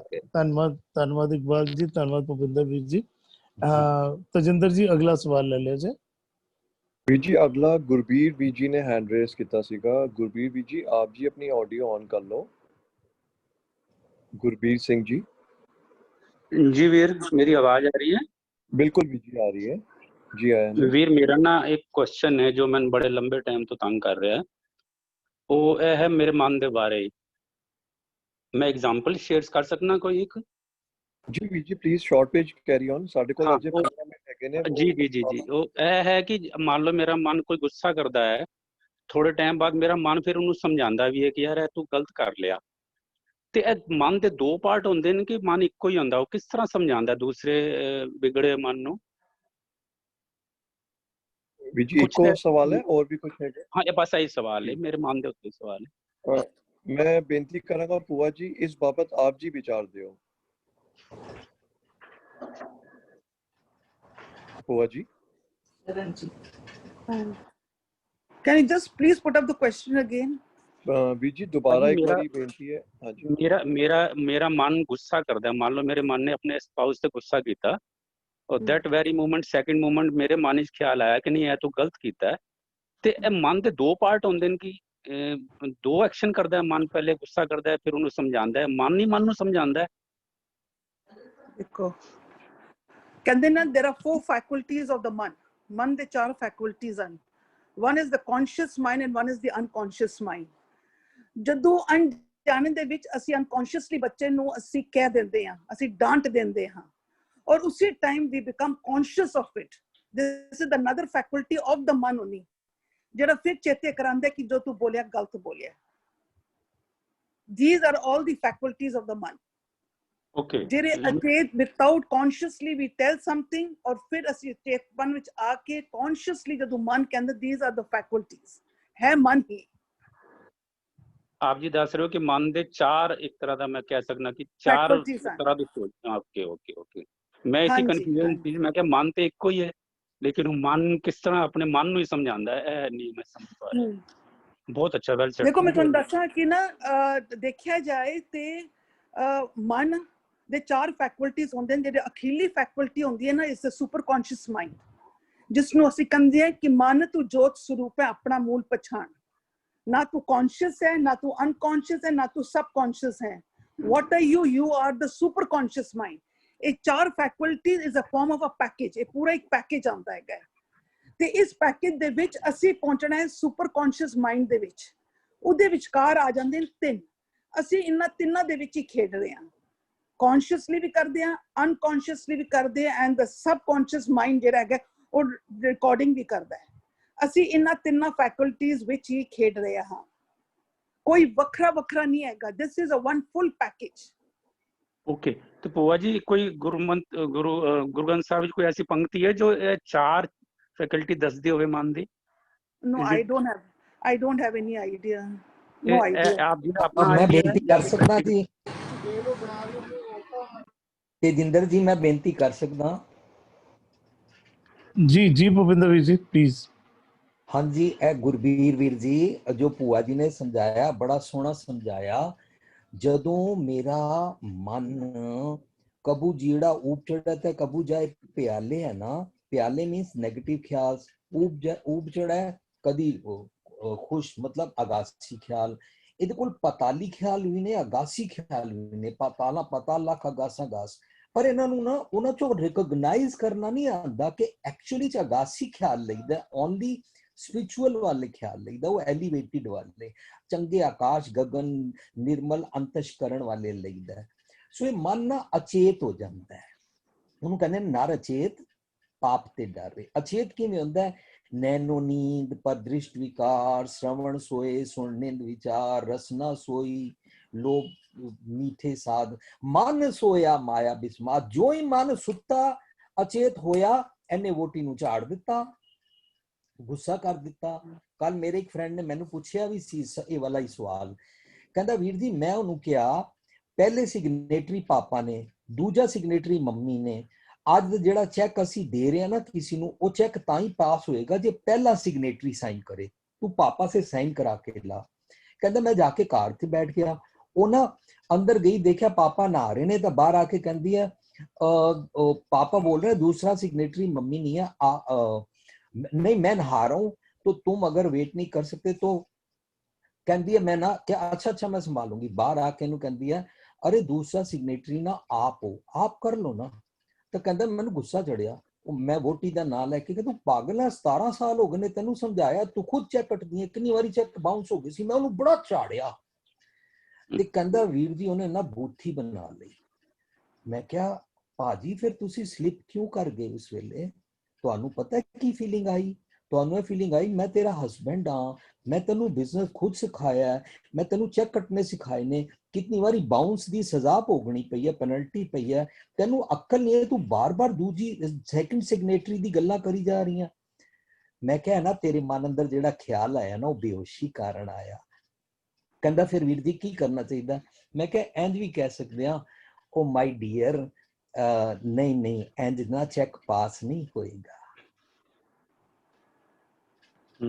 ਤਾਂ ਤੇਰੀ ਵੋਟੀ ਦੀ ਬੂਥੀ ਵੀ ਨਹੀਂ ਬਣੇਗੀ। ਬੂਥੀ ਬਣਾਉਣ ਦੀ ਕਸੂਰ ਤੇ ਤੂੰ ਆਪਣੀ ਮੋਠ ਗੋਰੀ ਅੰਦਰ ਠੱਗਿਆ ਗਿਆ ਨਾ, ਕਿ ਤੈਨੂੰ ਅਕਲ ਨਹੀਂ ਹੈ। ਕਿੰਨੀ ਵਾਰੀ ਸਮਝਾਇਆ, ਤੂੰ ਐਸੇ ਲਫ਼ਜ਼ ਕਿਉਂ ਵਰਤੇ? ਅਸੀਂ ਅਚੇਤ ਹੋ ਜਾਂਦੇ ਹਾਂ। ਬਸ ਅਗਾਸੀ ਖਿਆਲ ਪਕੜਨੇ ਨੇ, ਉਹਨਾਂ ਨੂੰ ਫਿਰ ਜੀਣਾ ਹੈ। ਅਗਾਸੀ ਖਿਆਲਾਂ ਨੂੰ ਪਰਲੋਕੀ ਖਿਆਲ ਕਹਿੰਦੇ ਨੇ। ਨਿਜ ਘਰ ਦੀ ਆਵਾਜ਼ ਸੁਣ ਲਈ ਕਿ ਉਹ ਹੋਇਆ ਤੇ ਮੈਂ ਭੈੜ ਕਰ ਲਿਆ, ਤਾਂ ਉਹ ਨਿਜ ਘਰ ਦੀ ਆਵਾਜ਼ ਹੈ। ਮਨ ਕੀ ਮਤ ਦੀ ਆਵਾਜ਼ ਸੀ ਝਾੜ ਦੇ, ਵੋਟੀ ਹੈ ਟੇਕ ਇਟ ਗ੍ਰਾਂਟਿਡ। ਇਹ ਸਾਡੇ ਨਾਲ ਵਾਪਰਦੀ ਹੈ। ਭੂਆ ਜੀ ਨੇ ਬੜਾ ਸੋਹਣਾ ਟੱਚ ਕਰ ਦਿੱਤਾ ਉਹਨੂੰ। ਅਚੇਤਤਾ ਦੀ ਅਵਸਥਾ, ਨਰ ਅਚੇਤ ਹੋਇਆ, ਜੋ ਹੀ ਅਚੇਤ ਹੋਇਆ, ਮਨ ਸੋਇਆ ਮਾਇਆ ਬਿਸਮਾਦ ਹੋਇਆ। ਇਹ ਮਾਇਆ ਬਿਸਮਾਦ ਮਨ ਕੀ ਨੈਗੇਟਿਵ ਥਾਟਸ ਦੀ ਨੀਂਦਰ। ਇਸ ਨੀਂਦਰ ਤੋਂ ਜਾਗਣਾ ਹੈ। ਜਾਗ ਹਰੀ ਮਨ ਜਾਗਨ ਹਾਰੇ। ਤਾਂ ਫਿਰ ਅਸੀਂ ਦਿਨ ਰਾਤ 24 ਘੰਟੇ ਜਾਗਣਾ ਸਿੱਖਾਂਗੇ। ਸੋਏ ਰਹੀ ਪ੍ਰਭ ਖਬਰ ਨਾ ਜਾਣੀ। ਮੈਂ ਮਤ ਸੋ ਗਈ ਸੀ ਮਨ ਦੇ ਕਾਰਨ, ਨਿਜ ਕਰਦੇ ਪ੍ਰਭ ਦੀ ਅਕਲ ਹੀ ਨਹੀਂ ਸਮਝ ਆਈ। ਉਹ ਸੁਣਿਆ ਹੀ ਨਹੀਂ ਲਿਆ, ਤਾਂ ਹੀ ਤੇ ਮੈਂ ਝਾੜਿਆ ਵੋਟੀ ਨੂੰ। ਹਾਂਜੀ थैंक यू। ਜੀ ਇੱਕ ਆਪਣਾ ਵੀਰ ਦੱਸੀ ਕਿ ਬਈ ਕੁਝ ਗੁਰੂ ਗ੍ਰੰਥ ਸਾਹਿਬ ਤੋਂ ਜਿਹੜਾ ਇਹ ਸ਼ਬਦ ਹੈ, I am just quoting from Darpan, ਮੇਰੇ ਸਾਹਮਣੇ ਖੋਲਿਆ ਹੋਇਆ ਹੈ, ਜਿਹਦੇ ਕਹਿੰਦੇ ਨੇ ਇਹ ਮਨ ਸ਼ਕਤੀ, ਇਹ ਮਨ ਸੀਓ, ਇਹ ਮਨ ਪੰਜ ਤਤ ਕੋ ਜੀਓ। ਮੈਂ ਦਰਪਨ ਤੋਂ ਡਾਇਰੈਕਟਲੀ ਰੀਡ ਆਊਟ ਕਰਨਾ ਪਿਆ। ਕਹਿੰਦੇ ਨੇ ਮਾਇਆ ਨਾਲ ਮਿਲ ਕੇ ਇਹ ਮਨ ਮਾਇਆ ਦਾ ਰੂਪ ਹੋ ਜਾਂਦਾ ਹੈ। ਵੀ ਜਿਹੜਾ ਇਹ ਮਨ ਸ਼ਕਤੀ ਮਾਇਆ ਦੇ ਪ੍ਰਭਾਵ ਦੇ ਹੇਠਾਂ ਆ ਜਾਂਦਾ ਹੈ। ਕਹਿੰਦੇ ਨੇ ਇਹ ਮਨ ਸੀਓ, ਕਹਿੰਦੇ ਆਨੰਦ ਸਰੂਪ ਹਰੀ ਨਾਲ ਮਿਲ ਕੇ ਇਹ ਮਨ ਆਨੰਦ ਸਰੂਪ ਹਰੀ ਬਣ ਜਾਂਦਾ ਹੈ। ਜਦੋਂ ਅੰਦਰੋਂ ਗੁਰੂ ਆਵਾਜ਼ ਦੇਵੇ, ਜਦੋਂ ਇੱਕ ਜਿਹੜਾ ਉਹ ਜਦੋਂ ਮਾਇਆ ਪ੍ਰਭਾਵ ਪਾਉਂਦੀ ਪਈ ਹੈ, ਔਰ ਅੰਦਰੋਂ ਜਦੋਂ ਰੱਬ ਜਦੋਂ ਆਵਾਜ਼ ਦਿੰਦਾ ਪਿਆ, ਜੋ ਅਸੀਂ ਅੰਦਰ ਫੈਕਲਟੀ ਕ੍ਰੀਏਟ ਕੀਤੀ, ਕਹਿੰਦੇ ਇਹ ਮਨ ਸ਼ਕਤੀ, ਇਹ ਮਨ ਸੀਓ, ਮਨ ਉਹੀ ਹੈ। ਕਹਿੰਦੇ ਇਹ ਮਨ ਪੰਜ ਤਤ ਕੋ ਜੀਓ, ਉਹਦੇ ਅਰਥ ਤੇ ਕਰਦੇ ਪਏ ਨੇ ਸਰੀਰ ਨਾਲ ਜੁੜ ਕੇ ਇਹ ਮਨ ਸਰੀਰ ਰੂਪ ਹੀ ਹੋ ਜਾਂਦਾ ਹੈ। ਭਾਵ ਆਪਣੇ ਆਪ ਨੂੰ ਸਰੀਰ ਨਾਲੋਂ ਵੱਖਰਾ ਨਹੀਂ ਸਮਝਦਾ, ਆਪਣੇ ਕਰਤੱਵ ਖਾਣਾ ਪੀਣਾ ਹੀ ਸਮਝਦਾ ਹੈ। ਇਹ ਮਨ ਸ਼ਕਤੀ, ਇਹ ਮਨ ਸੀਓ, ਇਹ ਮਨ ਪੰਜ ਤਤ ਕੋ ਜੀਓ। ਅੱਗੇ ਕਹਿੰਦੇ ਨੇ ਇਹ ਮਨ ਲੈ ਜੋ ਉਨ ਮਨ ਰਹੇ ਤੋ ਤੀਨ ਲੋਕ ਕੀ ਬਾਤ। ਜਿਹੜਾ ਬੰਦਾ ਆਪਣੇ ਮਨ ਨੂੰ, ਇਸ ਮਨ ਨੂੰ ਵਸ ਕਰਕੇ ਨਾ, ਮਨ ਵਸ ਕਿਵੇਂ ਆਏਗਾ? ਗੁਰੂ ਦੇ ਸ਼ਬਦ ਦੇ ਰਾਹੀਂ। ਤੇ ਅਸੀਂ ਜਿਹੜਾ ਕੌਨਸਟੈਂਟਲੀ ਦੋਨੋਂ ਚੀਜ਼ਾਂ ਦਾ ਪ੍ਰਭਾਵ ਜਿਹੜਾ ਹੈ ਨਾ, ਉਹ ਸਾਡੇ ਮਨ ਦੇ ਉੱਤੇ ਕੌਨਸਟੈਂਟਲੀ ਪੈਂਦਾ ਰਹੇਗਾ। ਬਾਹਰ ਦੀ ਦੁਨੀਆ ਦਾ, ਮਾਇਆ ਦਾ ਪ੍ਰਭਾਵ ਜਿਹੜਾ ਮੂਲ ਸਰੂਪ ਰੱਬ ਨੇ ਪੈਦਾ ਕੀਤਾ ਹੋਇਆ ਹੈ, ਜੋ ਅਸੀਂ ਕਲੈਕਟ ਕਰਨੇ ਪਿਆ ਹਰ ਪਾਸੋਂ, ਜਦੋਂ ਗੁਰੂ ਕੋਲ ਜਾਵਾਂਗੇ ਨਾ, ਕਹਿੰਦੇ ਗੁਰ ਕੇ ਸ਼ਬਦ ਬਣਾਓ ਇਹ ਮਨ। ਜਦੋਂ ਗੁਰੂ ਦੇ ਸ਼ਬਦ ਦੇ ਰਾਹੀਂ ਨਾ, ਕਹਿੰਦੇ ਗੁਰ ਪ੍ਰਸਾਦੀ ਸ਼ਿਵ ਘਰ ਜੰਮੈ। ਗੁਰੂ ਦੀ ਕਿਰਪਾ ਸਦਕਾ ਜਿਹੜਾ ਹੈ ਨਾ, ਇਹ ਜਿਹੜਾ ਸ਼ਕਤੀ ਦੇ ਘਰ ਨਹੀਂ, ਸ਼ਕਤੀ ਦੇ ਘਰ ਵਿੱਚ ਤਾਂ ਮਨ ਟਿਕਿਆ ਹੋਇਆ, ਕਹਿੰਦੇ ਗੁਰ ਪ੍ਰਸਾਦੀ ਸ਼ਿਵ ਘਰ ਜੰਮੈ। ਫਿਰ ਉਹ ਰੱਬ ਦੇ ਮਨੋ ਉਹਦੇ ਅੰਦਰੋਂ ਕਹਿੰਦੇ ਵੀ ਉਹ ਕਹਿੰਦੇ ਸਤਿਗੁਰ ਕੇ ਜਨਮੇ ਗਮਨ ਮਿਟਾਇਆ। ਫਿਰ ਉਹ ਸਤਿਗੁਰ ਦੇ ਘਰ ਵਿੱਚ ਜਨਮ ਲੈਂਦਾ ਹੈ ਮਨ, ਜਿਹੜਾ ਹੈ ਨਾ, ਹੈ ਇੱਕੋ ਚੀਜ਼। ਅਸੀਂ ਆਮ ਤੌਰ ਤੇ ਅਸੀਂ ਉਹਨੂੰ ਕਈ ਵਾਰ ਅਸੀਂ ਮਨ ਔਰ ਜ਼ਮੀਰ ਵੀ ਕਹਿ ਦਿੰਦੇ ਹਾਂ ਕਿ ਮਨ ਨੂੰ ਮਾਰ ਦੇ ਜ਼ਮੀਰ ਮਰਨ ਨਾ ਦੇ, ਦੋਨੋਂ ਅੰਦਰ ਹੀ ਨੇ। ਜਿਹੜਾ ਸਾਰਾ ਸ਼ਬਦ ਹੈ ਨਾ, ਅੰਤ ਕਾਲ ਜੋ ਲੜਕੇ ਸਿਮਰੇ ਐਸੀ ਚਿੰਤਾ ਮੇ ਜੇ ਮਰੇ। ਉਦੋਂ ਬੱਚਿਆਂ ਦੇ ਪ੍ਰਭਾਵ ਵਿੱਚ ਪੈ ਕੇ ਅਸੀਂ ਦੂਜੇ ਬੱਚਿਆਂ ਨਾਲ ਜਾਂ ਹੋਰ ਨਾਲ ਗਲਤੀ ਕੀਤੀ। ਅੰਤ ਕਾਲ ਜੋ ਇਸਤਰੀ ਸਿਮਰੇ ਐਸੀ ਚਿੰਤਾ ਮੇ ਜੇ ਮਰੇ। ਵੀ ਉਹ ਹੋਰ ਸ਼ਬਦ ਹੈ ਗੁਰੂ ਗ੍ਰੰਥ ਸਾਹਿਬ ਜੀ ਦਾ, ਕਾਮ ਕਹਿੰਦੇ ਮਨਮੁਖਾਂ ਦੇ ਸਿਰ ਜੋਰਾਂ ਅਮਰ ਹੈ। ਜਿਹੜਾ ਮਨਮੁਖ ਬੰਦਾ ਹੈ ਨਾ, ਜੋਰਾਂ ਤੋਂ ਪਾਓ ਜੋਰੂ ਵੋਟੀ। ਕਹਿੰਦੇ ਮਨਮੁਖਾਂ ਦੇ ਸਿਰ ਜੋਰਾਂ ਅਮਰ ਹੈ, ਨਿਤ ਦੇਵੇ ਭਲਾ ਜੋਰੂਆਂ ਦਾ ਆਖਿਆ ਪੁਰਖ ਕਮਾਉਂਦੇ ਸੇ ਅਪਵਿੱਤ ਅਮੇਦ ਖਲਾ। ਕਾਮ ਵਿਆਪੇ ਕਸੁੱਧ ਨਾਰ ਸੇ ਜੋਰਾਂ ਪੁੱਛ ਚਲਾ। ਉਹ ਜ਼ਿੰਦਗੀ ਦਾ ਹਰ ਫੈਸਲਾ ਜਨਾਨੀ ਨੂੰ ਪੁੱਛ ਕੇ ਕਰਦੇ ਨੇ। ਕਹਿੰਦੇ ਨੇ ਕਾਮ ਵਿਆਪੇ ਕਸੁੱਧ ਨਾਰ। ਉਹਦੇ ਬਾਰੇ ਕਹਿੰਦੇ ਨੇ ਅੰਤ ਕਾਲ ਜੋ ਇਸਤਰੀ ਸਿਮਰੇ ਐਸੀ ਚਿੰਤਾ ਮੇ ਜੇ ਮਰੇ। ਉਹ ਆਤਮਕ, ਇਹ ਸਾਰੀ ਜਿਹੜੀ ਗੱਲਾਂ ਚੱਲਦੀਆਂ ਪਈਆਂ ਹੈ, ਆਤਮਕ ਮੌਤ। ਬੰਦਾ ਆਪਣੀ ਜ਼ਮੀਰ ਦੀ ਆਵਾਜ਼ ਨੂੰ ਅੰਦਰੋਂ ਜੋ ਫੈਕਲਟੀ ਕ੍ਰੀਏਟ ਕਰਨੀ ਸੀ, ਹਾਂ ਇਹ ਹਾਲਤ ਹੋ ਚੁੱਕੀ ਹੋਈ ਕਿ ਅਸੀਂ ਮਰਦਿਆਂ ਇਤਨਾ ਮਰ ਚੁੱਕੇ ਹਾਂ ਕਿ ਸਾਨੂੰ ਸਾਡਾ ਜ਼ਮੀਰ ਮਰ ਚੁੱਕਿਆ ਨਾ, ਉਹਦੀ ਉਹ ਕਹਿੰਦਾ ਮਰਤਾ ਜਗ ਮੂਆ ਮਰ ਵੀ ਨਾ ਜਾਣਿਆ ਕੋਈ। ਹੁਣ ਅਸੀਂ ਆਤਮਕ ਤੌਰ ਤੇ ਮਰ ਚੁੱਕੇ ਹਾਂ, ਸਾਨੂੰ ਇਸ ਗੱਲ ਦਾ ਅਹਿਸਾਸ ਵੀ ਖਤਮ ਹੋ ਚੁੱਕਾ ਹੈ। ਕਹਿੰਦੇ ਐਸੀ ਮਰਨੀ ਜੋ ਮਰੇ ਬਹੁਤ। ਹੁਣ ਫਿਰ ਇਹਦੇ ਪਹਿਲਾਂ ਕਹਿੰਦੇ ਨੇ ਬਈ ਅੰਤ ਕਾਲ ਜੋ ਲੜਕੇ ਸਿਮਰੇ, ਅੰਤ ਕਾਲ ਜੋ ਇਸਤਰੀ ਸਿਮਰੇ, ਅੰਤ ਕਾਲ ਜੋ ਮੰਦਰ ਸਿਮਰੇ ਐਸੀ ਚਿੰਤਾ ਮੇ ਜਬਰੇ। ਤੇ ਲਾਸ਼ ਵੀ ਫਿਰ ਮਰਨਾ ਕਹਿੰਦੇ ਪਏ। ਕਹਿੰਦੇ ਅੰਤ ਕਾਲ ਨਾਰਾਇਣ ਸਿਮਰੇ ਐਸੀ ਚਿੰਤਾ ਮੇ ਜੇ ਮਰੇ। ਜਿਹੜੇ ਬੰਦੇ ਰੱਬ ਨੂੰ ਸਿਮਰਦੇ ਨੇ ਨਾ, ਉਹ ਫਿਰ ਇਹ ਮਾਇਆ ਦੇ ਪ੍ਰਭਾਵ ਤੋਂ ਆਪਣੇ ਮਨ ਨੂੰ ਮਾਰ ਲੈਂਦੇ ਨੇ। ਅੰਤ ਕਾਲ ਨਾਰਾਇਣ ਸਿਮਰੇ ਐਸੀ ਚਿੰਤਾ ਮੇ ਜੇ ਮਰੇ, ਬਦਤ ਤਿਲੋਚਨ ਤੇ ਨਰ ਮੁਕਤਾ ਪਿਤਾੰਬਰ ਮਾਂ ਕੇ ਹਿਰਦੇ ਬਸੇ। ਫਿਰ ਉਹਨਾਂ ਦਾ ਰੱਬ ਜਿਹੜਾ ਨਾ, ਉਹਨਾਂ ਦਾ ਮਨ ਉਹ ਟਿਕਾਣਾ ਕਰ ਹੈ। ਮਨ ਉਹੀ ਖੇੜੀ ਸਾਰੀ ਜਿਹੜਾ ਕਹਿੰਦੇ ਜੋ ਗੁਰ ਦੀਆ ਸੋ ਮਨ ਕੇ ਕਾਮ। ਗੁਰ ਸਾਰੀ ਬਾਣੀ ਸੰਬੋਧਨ ਤੇ ਮਨ ਨੂੰ ਕਰਦੀ ਪਈ ਨਾ। ਜਿਸ ਦਿਨ ਮਨ ਠੀਕ ਹੋ ਗਿਆ ਨਾ, ਹਾਂ ਫਸਿਆ ਸੀ ਜੋ ਅਸੀਂ ਕਰਮ, ਅਸੀਂ ਸਾਡੇ ਕਰਮ ਇੰਦਰੀਆਂ ਦੇ ਰਾਹੀਂ ਜੋ ਕਰਮ ਕਰਾਂਗੇ ਉਹਨਾਂ ਦੇ ਕਾਰਨ ਫਸ ਜਾਵਾਂਗੇ। ਉਹਨਾਂ ਨੂੰ ਡਰਾਈਵ ਕਰਨ ਵਾਲਾ ਜਿਹੜਾ ਮਨ ਹੈ, ਮਨ ਨੂੰ ਗੁਰੂ ਤੋਂ ਬਿਨਾਂ ਕੋਈ ਸਮਝਾ ਨਹੀਂ ਸਕਦਾ। ਤੇਰੇ ਵਾਸਤੇ ਇੱਕੋ ਵਸੀਲਾ ਹੈ, ਤੂੰ ਗੁਰੂ ਕੋਲ ਚਲੇ ਜਾ। ਗੁਰੂ ਤੈਨੂੰ ਸਹੀ ਜੀਵਨ ਜਾਚ, ਤੈਨੂੰ ਕਰਮ ਕਾਂਡਾਂ ਵਿੱਚੋਂ ਨਹੀਂ ਪਾਏਗਾ। ਤੇ ਨਾਨਕ ਸਤਿਗੁਰੂ ਭੇਟੀ ਹੈ ਪੂਰੀ ਹੋਵੇ ਜੁਗਤ, ਪੂਰੀ ਸਭ ਤੋਂ ਵਧੀਆ ਟੈਕਨੀਕ ਤੈਨੂੰ ਮਿਲ ਜਾਏਗੀ। ਹੋਏਗਾ ਕਿ ਕਹਿੰਦੇ ਹੱਸਣਦਿਆਂ, ਖੇਲਣਦਿਆਂ, ਪਹਿਨਣਦਿਆਂ, ਖਾਵਣਦਿਆਂ ਵਿੱਚੇ ਹੋਵੇ ਮੁਕਤ। ਤੈਨੂੰ ਕੋਈ ਗੁਰੂ ਨਹੀਂ ਕਹਿੰਦਾ ਹੱਸਣਾ ਛੋੜ ਦੇ, ਕਹਿੰਦੇ ਜਿਹੜਾ ਜੈਨੀ ਦਾ ਪਤਾ ਹੈ ਕਹਿੰਦੇ ਝੁੰਡੀ ਪਾਏ ਰਹਿਣ ਨਿਤ ਮਰਨੇ ਦੜ ਦੀਵਾਨ ਨਾ ਜਾਈ।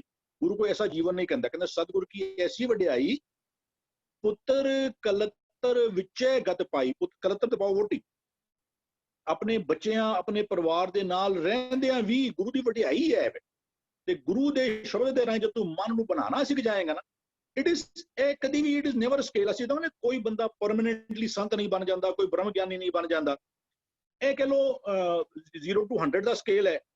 ਹੁਣ ਕੋਈ ਬੰਦਾ ਆਮ ਤੌਰ ਤੇ ਉਹ 0 10 20 ਵਿੱਚ ਵਿਚਰਦਾ ਰਹੇਗਾ, ਕੋਈ ਜਿਹੜਾ ਉਹ 50 60 70 ਵਿਚਰਦਾ ਰਹੇਗਾ, ਕੋਈ ਸ਼ਾਇਦ 100 ਦੇ ਨੇੜੇ ਤੇੜੇ ਹੋ ਕੇ ਵਿਚਰਦਾ ਰਹੇਗਾ। ਔਰ ਕਦੋਂ 100 ਵਾਲਾ ਜਿਹੜਾ ਨਾ ਉਹ 0 ਤੱਕ ਜਾਣ ਵਾਲਾ ਕਿਸੇ ਨੂੰ ਪਤਾ ਨਹੀਂ। ਤੇ ਅਸੀਂ ਪ੍ਰੈਕਟਿਸ ਉਹੀ ਕਰਨੀ ਹੈ ਗੁਰੂ ਦੇ ਸ਼ਬਦ ਦੇ ਰਾਹੀਂ। ਗੁਰੂ ਦੇ ਸ਼ਬਦ ਨੂੰ ਅਸੀਂ ਪੜ੍ਹਨਾ ਕਿਉਂ, ਵਿਚਾਰਨਾ ਕਿਉਂ ਹੈ ਰੋਜ਼, ਕਿ ਅਸੀਂ ਕੋਸ਼ਿਸ਼ ਕਰੀਏ ਅਸੀਂ ਜਿਤਨਾ ਸਮਾਂ ਹੋ ਸਕਦਾ ਹੈ ਨਾ, ਉਹ ਜਿਹੜਾ ਦਿਖਾਉਂਦੇ ਸਨ ਨਾ ਵੀ ਉਹ ਜਿਹੜਾ ਐਟਮ ਦਿਖਾਉਂਦੇ ਸਨ ਉਹਦੇ ਅੰਦਰ ਜਿਹੜੇ, ਉਹ ਕਹਿੰਦੇ ਸਨ ਇਹ ਉਹਦਾ ਆਰਬਿਟ ਹੈ। ਆਰਬਿਟ ਕੋਈ ਫਿਕਸ ਆਰਬਿਟ ਨਹੀਂ ਹੁੰਦਾ ਉਹਦਾ। ਉਹ ਕਹਿੰਦੇ ਦੀ probability of finding the electron is maximum in this thing. ਅਸੀਂ ਕੋਸ਼ਿਸ਼ ਕਰੀਏ ਕਿ ਅਸੀਂ ਉਸ 100 ਦੇ ਨੇੜੇ ਤੇੜੇ ਜਿਹੜਾ ਨਾ ਉੱਥੇ ਹੋ ਕੇ ਹੀ ਟਿਕੀ ਅਸੀਂ। ਹਾਂਜੀ ਵੀਰ।